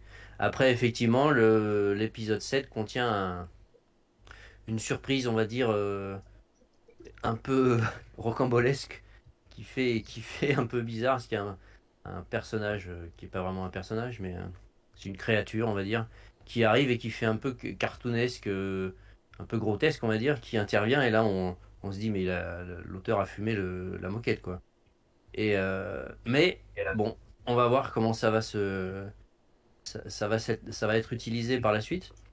Mais sur le coup, c'est vrai que la fin du 7 on se dit, oulala, ça part où? Bon, pour l'instant, on n'a pas dans le 8 d'infos supplémentaires. On verra bien. Ça peut fonctionner si c'est bien utilisé. Ça n'est peut-être finalement peut-être qu'une hallucination, ou puisque les personnages, on ne sait pas trop ce qu'ils vivent et ce qui est dans leur tête un peu. Donc, pour l'instant, le mystère fonctionne bien avec effectivement un petit twist un peu étrange qui nous a fait réagir. Mais moi, franchement, j'accroche toujours bien cette série. Et cette série va aussi sortir chez Panini d'ailleurs, en VF. Ils avaient déjà sorti The Sentient, des mêmes auteurs, Lemire, Walta et Belair. Donc sans doute ils se positionnent sur ce titre euh, avec une politique d'auteur entre guillemets. Mhm. Donc moi je trouve que bon les bouquins qui sortent sont corrects, hein, y a pas c'est juste la trad des fois qu'il faut surveiller chez Panini, mais en termes de qualité, bon ça reste. Après il faut avoir le prix, mais en termes de qualité je suis pas inquiet quoi. Mais donc une bonne série quand même. Alors je laisse la parole à Clément, mais moi je suis plutôt j'ai toujours plaisir à suivre et c'est pas ce petit écart étrange qui va me faire arrêter. Au contraire, ça me stimule un peu, voir ce qu'il va faire de ce truc. Ouais, moi j'avais compris que c'était vraiment très what the fuck dans vos échanges et qu'il y avait vraiment un truc. Ouais, c'est quelque chose qu'on Ouais. a déjà vu, qui a déjà un lien avec la série, mais dont on pensait pas du D'accord. tout qu'il allait intervenir comme ça, quoi. D'accord, C'est pas d'accord, un truc d'accord. c'est pas un truc qui tombe du ciel, quoi, hein, Ah, qui arrive comme ça, mais ouais. voilà, ça fait Ouais. bizarre, quoi. Voilà. Et Alors Clément, te bah, ranges-tu du côté de même. Boris? Ouais, complètement, complètement. Et effectivement, je rejoins Boris, hein, on a eu la discussion sur Discord.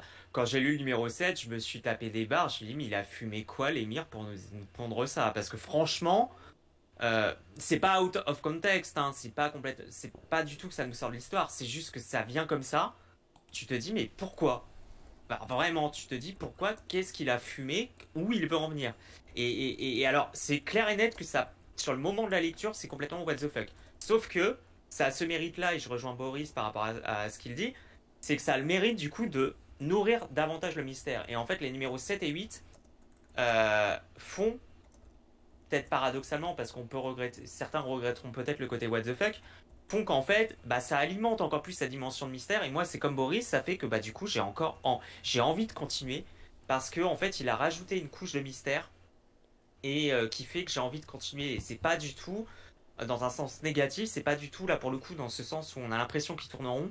C'est vraiment que il pose une dimension de mystère où tu as vraiment envie d'aller au bout parce que ça donne, j'allais dire un supplément d'âme, mais quelque chose en plus. Et effectivement, le numéro 7 ça a été une sacrée expérience des lectures parce que tu te dis, ouais, il a fumé quelque chose, quoi. C'est une c'est une surprise dans le bon sens du terme.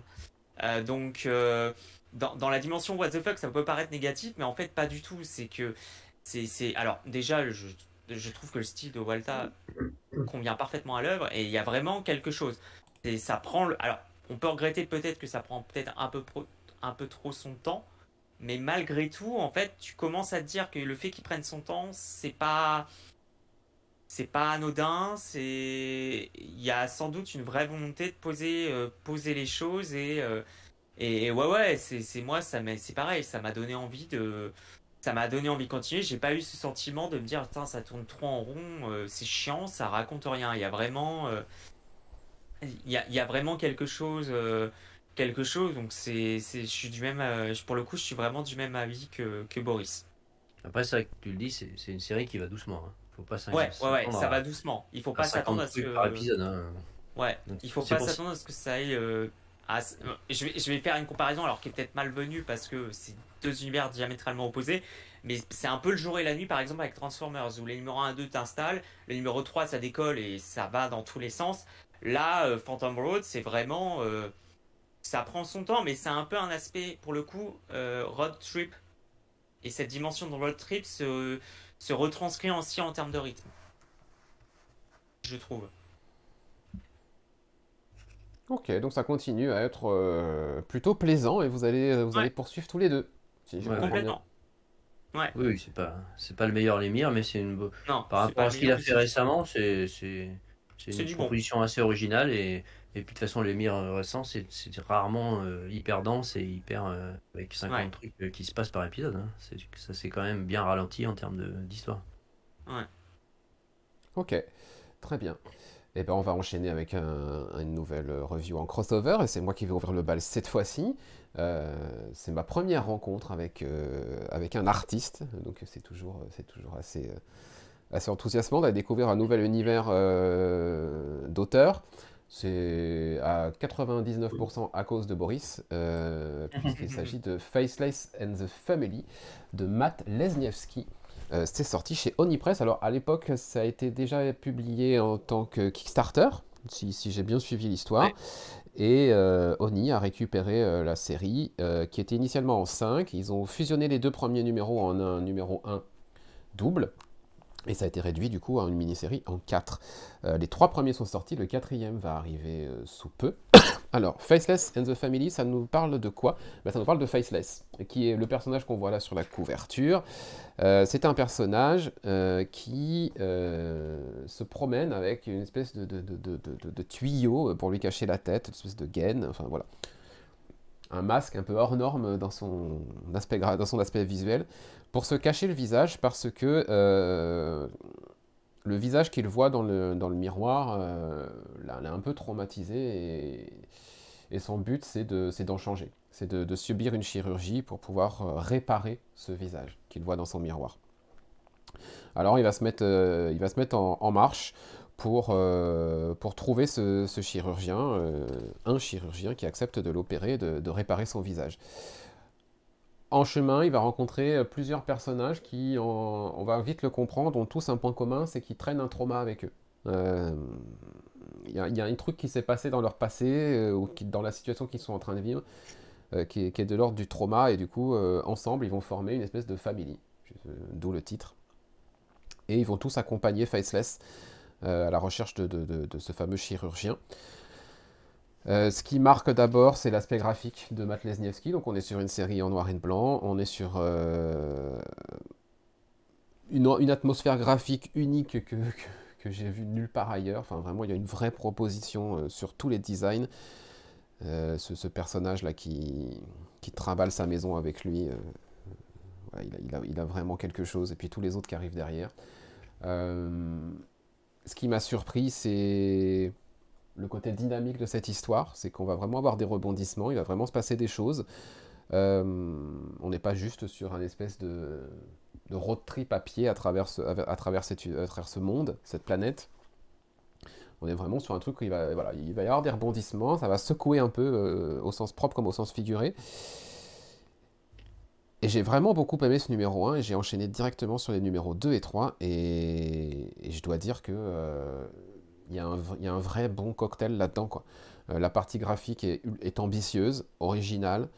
La proposition de l'histoire de cette famille qui se constitue petit à petit, elle est vraiment chouette. Les traumas que chacun se traîne sont assez touchants et vont parler sans doute à plusieurs personnes. On comprend que l'histoire du visage de Faceless n'est pas forcément perçue de la même manière par tout le monde. C'est vraiment bien, quoi. C'est vraiment très très bien. Il y a des petites surprises en fin d'épisode à chaque fois. Il y a des trucs qui relancent un peu la machine. Le numéro 3 ne déroge pas à la règle. Et franchement, merci Boris d'avoir interviewé. Je crois que tu as interviewé Matt Lesniewski. Oui, Ce tout qui à a fait. une première fois piqué ma curiosité et d'en avoir parlé autant dans les précédents épisodes et sur le site à l'écrit parce que vraiment c'est une très très chouette découverte et jusque-là je suis vraiment fan de ce Faceless and the Family. Et il me tarde d'une seule chose, c'est vraiment d'avoir la conclusion de cette histoire avec le numéro 4, parce que c'est cool, quoi. L'équilibre action, émotion, développement de personnages, même réflexion un peu philosophique parfois sur certaines choses, moi ça m'a totalement convaincu, quoi. J'adore, il n'y a pas d'autre mot. Toi, tu n'as lu que les deux premiers, Oui, pardon, et est-ce que c'est vrai. tu nous avais parlé du 1, pas encore du 2, est-ce que le numéro 2 t'a emballé, et est-ce que tu partages mon avis? Tout à fait, tout à fait. Moi, je suis un fan absolu, hein. J'ai rarement vu une telle proposition d'un artiste, hein. Aussi bien graphiquement, l'univers graphique que l'univers en termes d'histoire. Tout ce qu'il a fait, j'ai lu et j'ai adoré.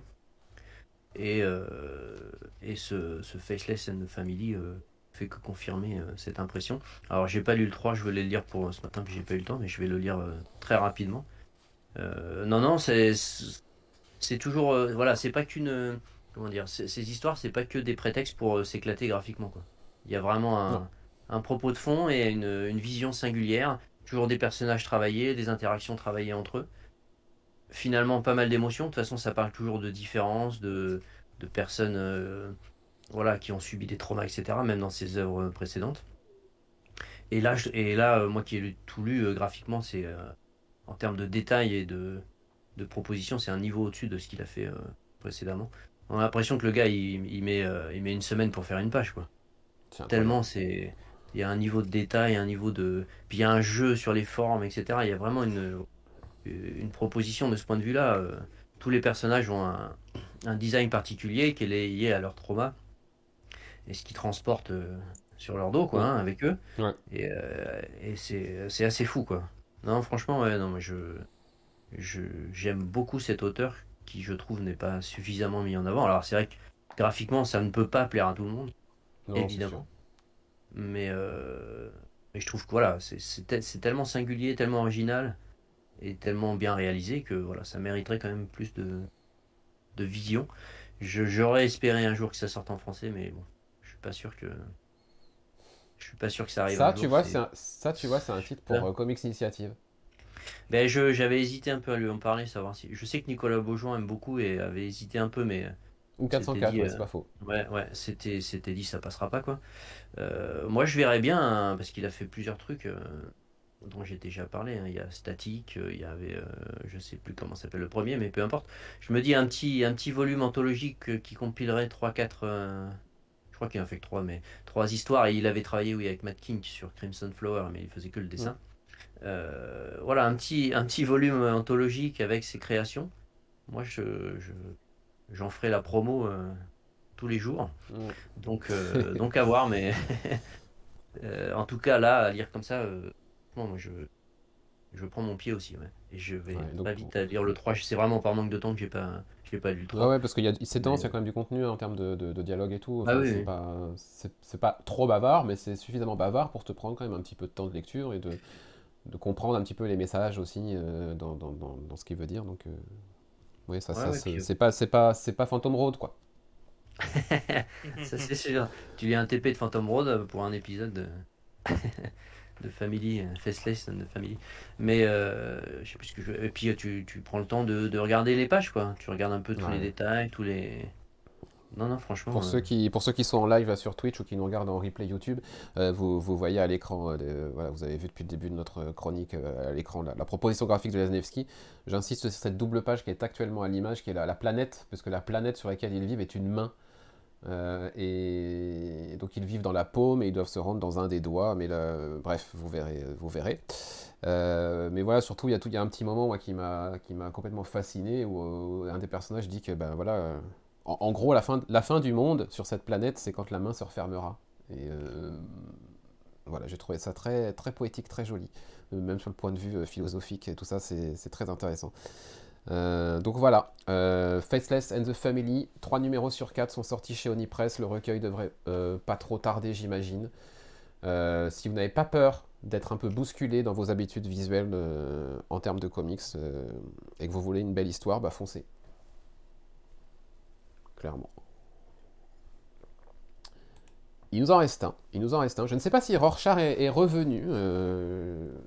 On va tenter, on va voir. S'il est revenu, c'est lui qui va ouvrir le bal sur un titre dont moi j'ai déjà parlé. Je crois que Boris en avait déjà parlé avec le numéro 1, c'est The Deviant. Est-ce que Rorschach, tu es là? Visiblement non. Donc, comme c'est moi qui en ai déjà parlé du premier, Boris, je te propose peut-être de commencer. Ouais, alors Les gens connaissent mon avis. J'ai lu le 1 et le 2, mais pas il y a super Ouais. longtemps, mais il y a longtemps. Je vais pas faire un résumé de l'histoire parce que enfin, c'est un thriller à l'ambiance Silence des agneaux, hein, clairement. Ouais, Avec c'est ça.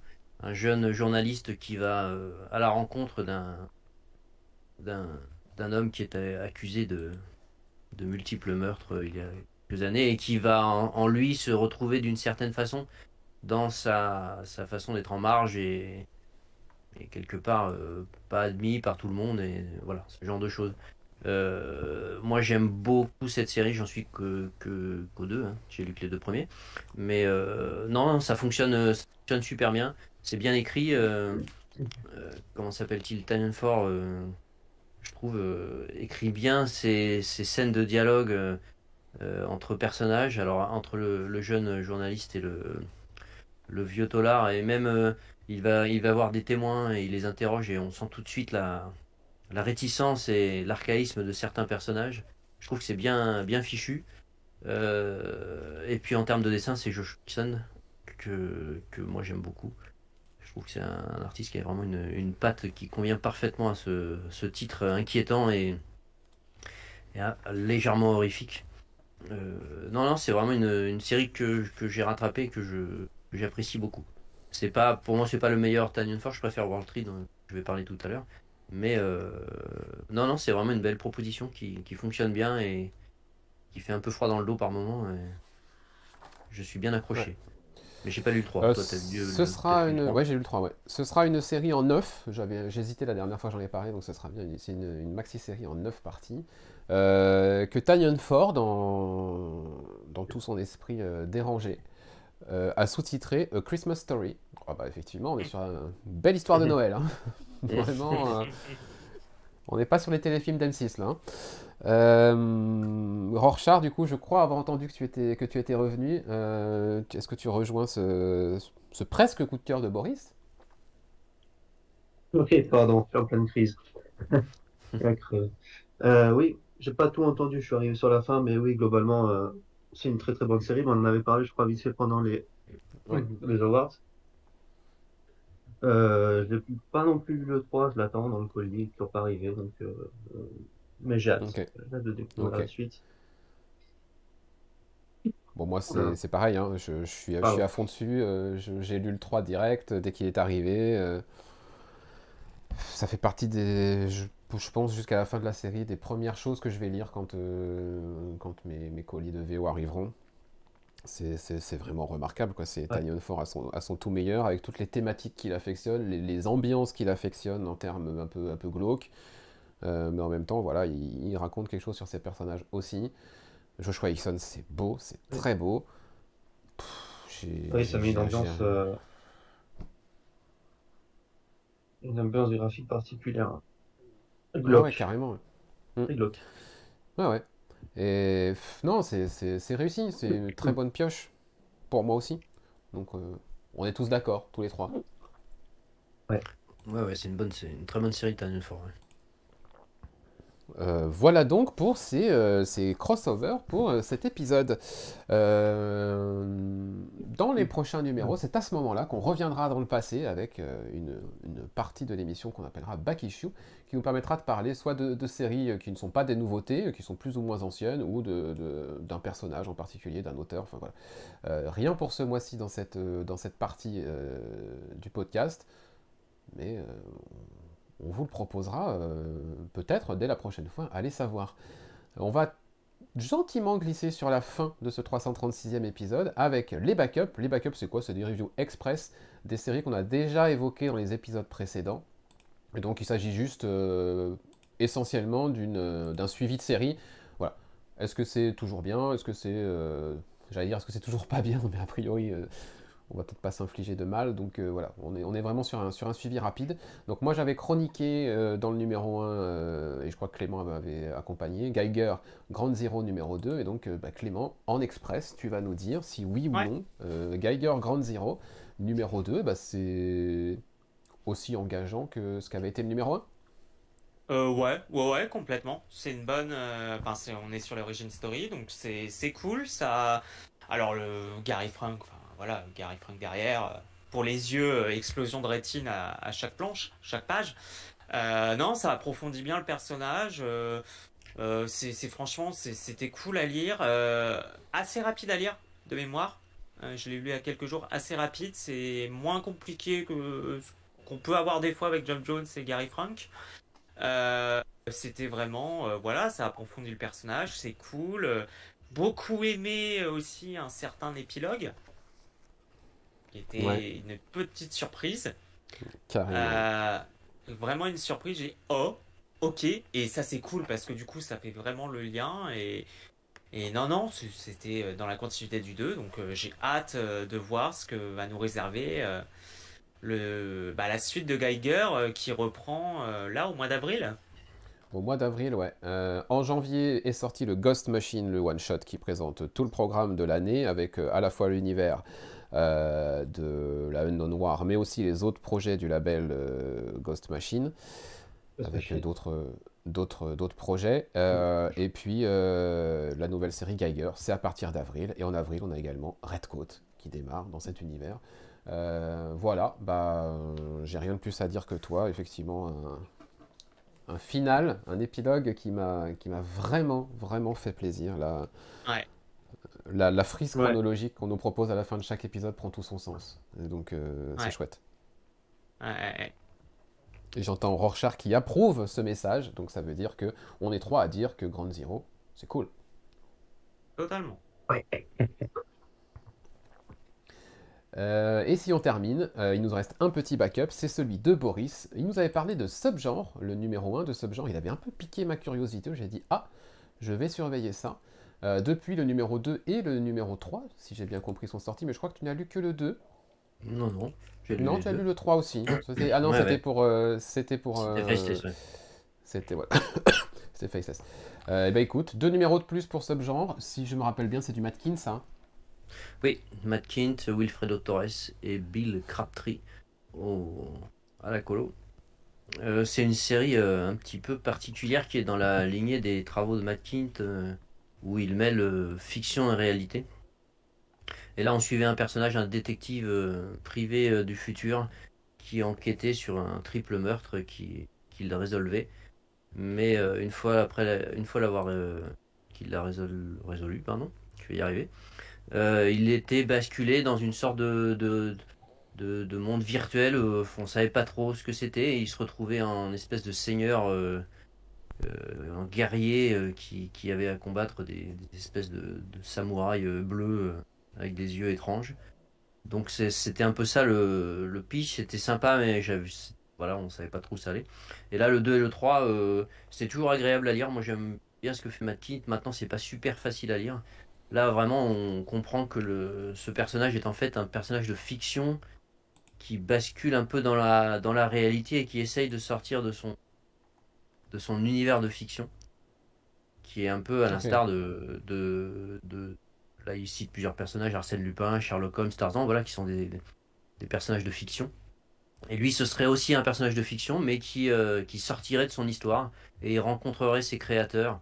Voilà, c'est toujours un mix un peu étrange de réalité, de fiction. Il recite ses propres œuvres aussi à l'intérieur. On voit des planches, des parties de planches qui me parlent. Moi, je pense avoir déjà vu ces planches dans ses autres titres. Et c'est pas facile à suivre, c'est un peu barré. Je pense qu'il faudra que je le relise. Mais j'apprécie toujours de suivre. Et là, on rebascule. Voilà, en fait, c'est un peu comme une fuite. Il essaye de s'échapper de cette histoire en essayant de comprendre ce qui lui arrive. Donc c'est plutôt graphiquement c'est Wilfredo Torres. Moi j'aime bien ce qu'il fait. Il avait déjà fait Bang avec Kind aussi. Le seul point noir, et j'en avais déjà parlé, c'est le prix. Hein. C'est un single grand format, un peu format Black Label, sans la couverture un peu plus épaisse, voilà, et c'est quand même 7,99 $. Donc le pigeon que je suis, il va. De toute façon, si je veux le lire, ce sera pas en VF, hein, ça sortira pas en VF. Après, je pourrais peut-être attendre un TP éventuel. Maintenant, s'il garde le même format, le TP sera sans doute proportionnellement un peu du même type en termes de prix. Donc voilà, bon, je soutiens le truc. Ça me déplaît pas, c'est pas simple, ce sera sans doute à relire. Mais j'aime bien ce que fait Matt Kint en général. Et bon, moi ça fonctionne bien, c'est un peu barré quoi. Voilà, faut s'accrocher. Ok, et bah écoute, à suivre, il reste quoi? Un numéro? Bonne question ça. Je vais chercher. Ah, Je suis pas- j'avais cru comprendre je que tu crois avais que dit que c'est c'était en plus 4, long. donc... Attends, je regarde. Eh bien, il n'y a rien d'écrit, donc je vais voir. 4, je regarde si la 4 est annoncée comme la dernière, mais non, il n'y a rien d'écrit pour Non, l'instant. c'est pas Mais grave, c'est pas grave. Ok, ça marche. peut-être, il n'y a rien de prévu après février, donc oui, ça doit être non, mars après, donc bon, je verrai. Après, ça va peut-être se finir en 4. Ouais.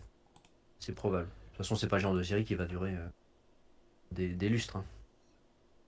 Non, je pense pas. Ça marche. Eh ben écoutez, on va enchaîner. Maintenant que ces backups sont passés, on va passer à nos Diamonds. Diamond, c'est qui? C'est le fournisseur officiel, hein, le fournisseur historique, on va dire, des comics. Mais chez nous, Diamonds, c'est surtout nos coups de cœur. Ces titres dont peut-être on reparlera une fois l'année terminée, au moment de parler des Comic Stories Awards. Et du coup, à la fin de chaque épisode, on présentera quel est notre Diamond, notre coup de cœur pour ce mois-ci. Le titre qu'on vous recommande plus que les autres. Ça pourrait être un titre qu'on a déjà abordé dans l'émission, ou alors un titre dont on n'a pas encore parlé. Et c'est ton cas, Boris, puisque toi, ton coup de cœur, ton Diamond pour ce mois-ci, on n'en a pas encore parlé. Et il s'agit de... Alors, j'ai choisi World Tree, la 6e issue. Alors, moi, j'ai pioché dans mes lectures VO. Hein. J'ai pas vu qu'on pouvait, comme toi, tricher et prendre des trucs VF qu'on avait lus Ouais, auparavant. Sinon, j'aurais peut-être pareil. dit autre chose. Ça, c'est Ah pas bah bien. tu Hein. peux changer, tu peux changer. Ah bah non, je vais pas improviser comme ça. Hein. Sinon, bah, celui dont tu vas parler, je pourrais le mettre aussi Ok, en ça avant. marche. Bon. Donc moi, c'est World Tree parce que bon, de toutes les lectures singles que j'ai lues, bon, j'ai un peu de mal à choisir, mais c'est vraiment une série que j'aime J'ose pas énormément. l'ouvrir et le montrer à l'image parce que avec Ce Non, il n'y a pas personnage de. toujours à poil. Non, là, il est pas là. Ok, On voit alors que je son ombre, montre. donc tu peux montrer. Ok, Tu peux montrer. Et moi, j'ai rattrapé, j'ai lu le TP, donc j'ai fait une chronique sur le site. ouais, J'ai vraiment, vraiment beaucoup accroché. Je trouve que c'est super bien écrit en termes comment dire, de suspense, de personnages, de déroulé. Et là, c'est pareil. Alors là, évidemment, c'est le début du deuxième arc, donc il s'est passé des événements à la fin du premier volume qui font que c'est pas un épisode où il se passe énormément de choses. Voilà, c'est pas un épisode coup de poing, donc c'est pour ça que comme coup de cœur, ça peut paraître un peu bizarre. Mais il reprend tous les personnages qu'il a laissés en suspens et il retisse les pistes pour le futur. Et, et ça fonctionne super bien, c'est super bien écrit. Graphiquement, Fernando Blanco et Jordi Belair, c'est vraiment impressionnant. J'aime beaucoup le dessin de Blanco.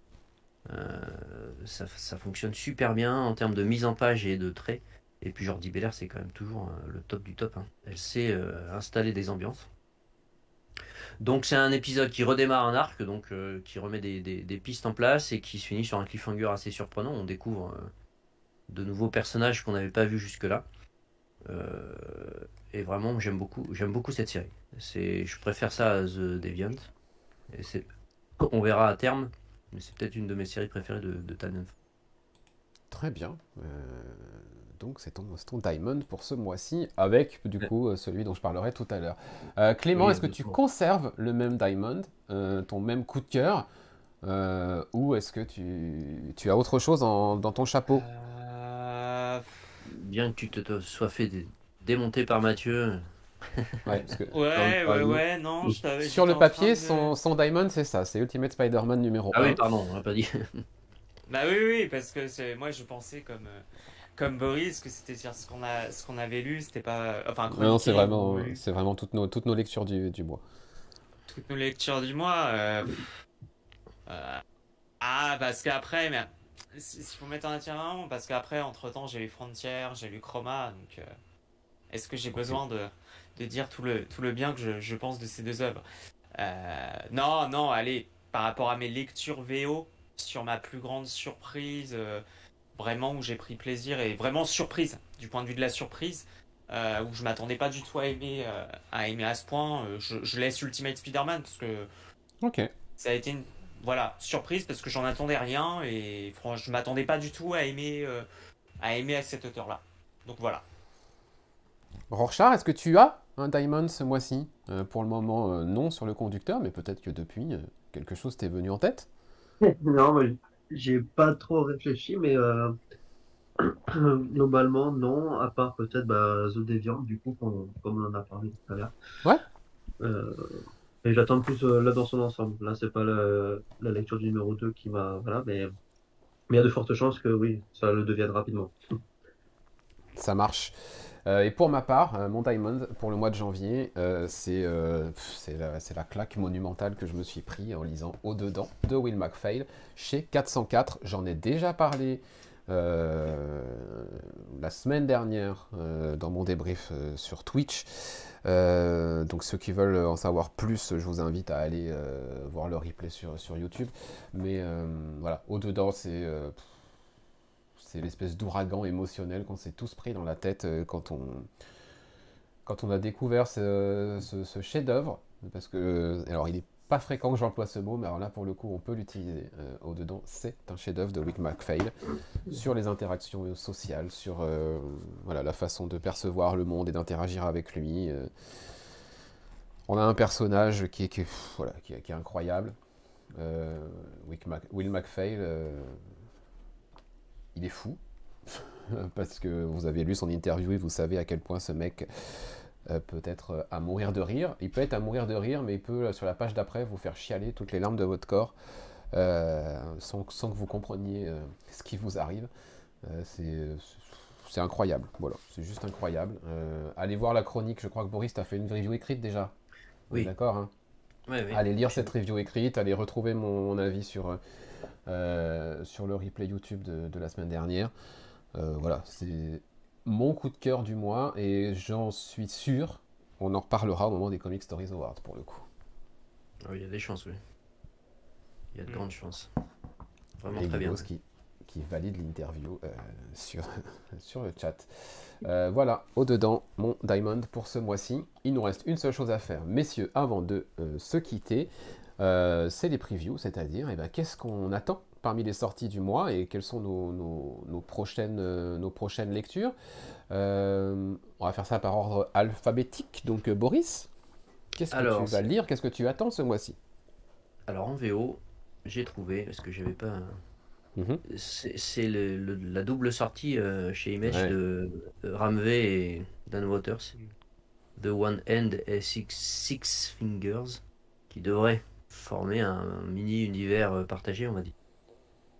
J'attends beaucoup ces deux auteurs que j'aime bien en indé notamment. Donc ça franchement c'est le truc que j'attends le plus. Évidemment la conclusion de Faceless and the Foolish, on en a parlé tout à l'heure. Après ça va être que des suites de séries.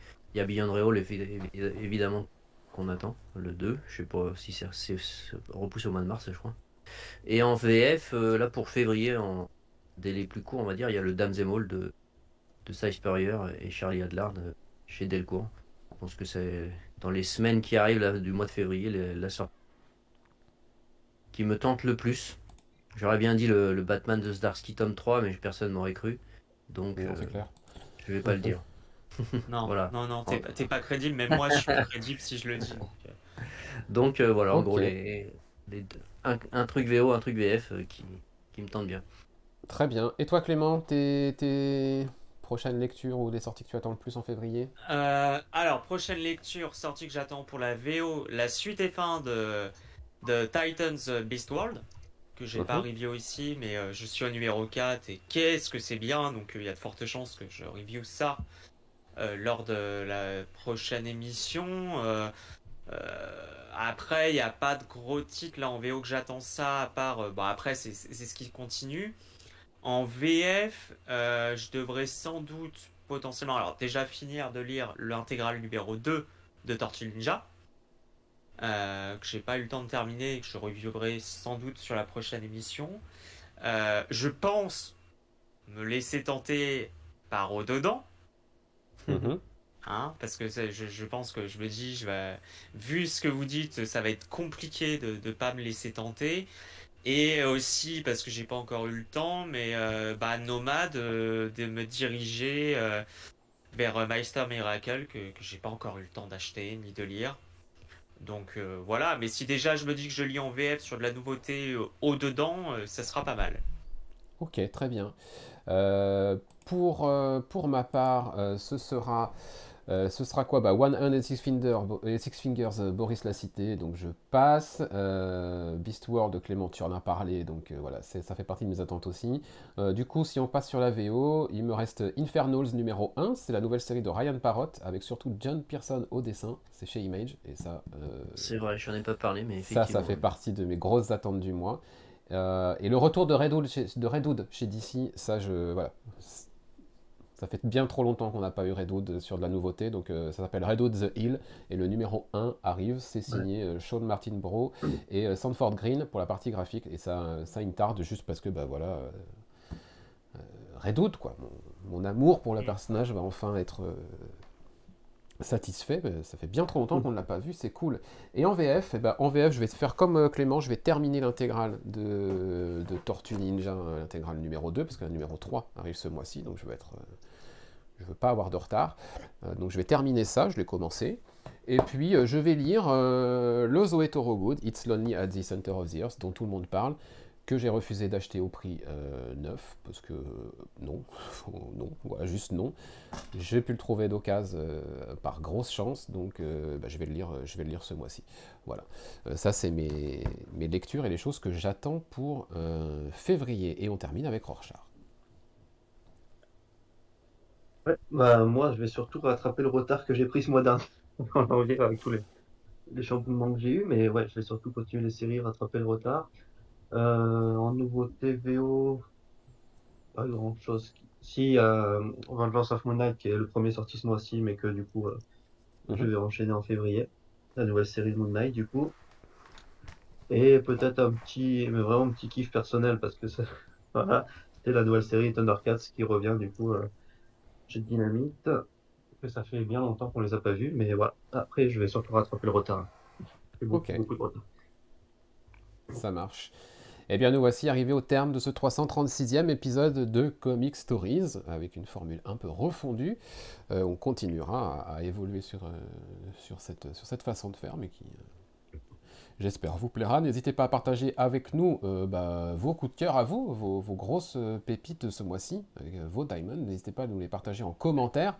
On est curieux de savoir ce qui vous a fait vibrer au mois de janvier. Et puis on se retrouve dans un mois, début mars, normalement, pour vous faire une nouvelle salve de chroniques et peut-être poursuivre certaines histoires qu'on a commencées ensemble. Merci messieurs, je vous souhaite un bon dimanche, bonne fin de journée, bonne Pareil. soirée à vous qui nous écoutez ou nous suivez en replay ou même en live ici. Rendez-vous début mars pour le 337e épisode de Comic Stories. Et évidemment, d'ici là, bonne lecture à tous. Salut! Salut. Salut. Salut. Bon dimanche. Ouais.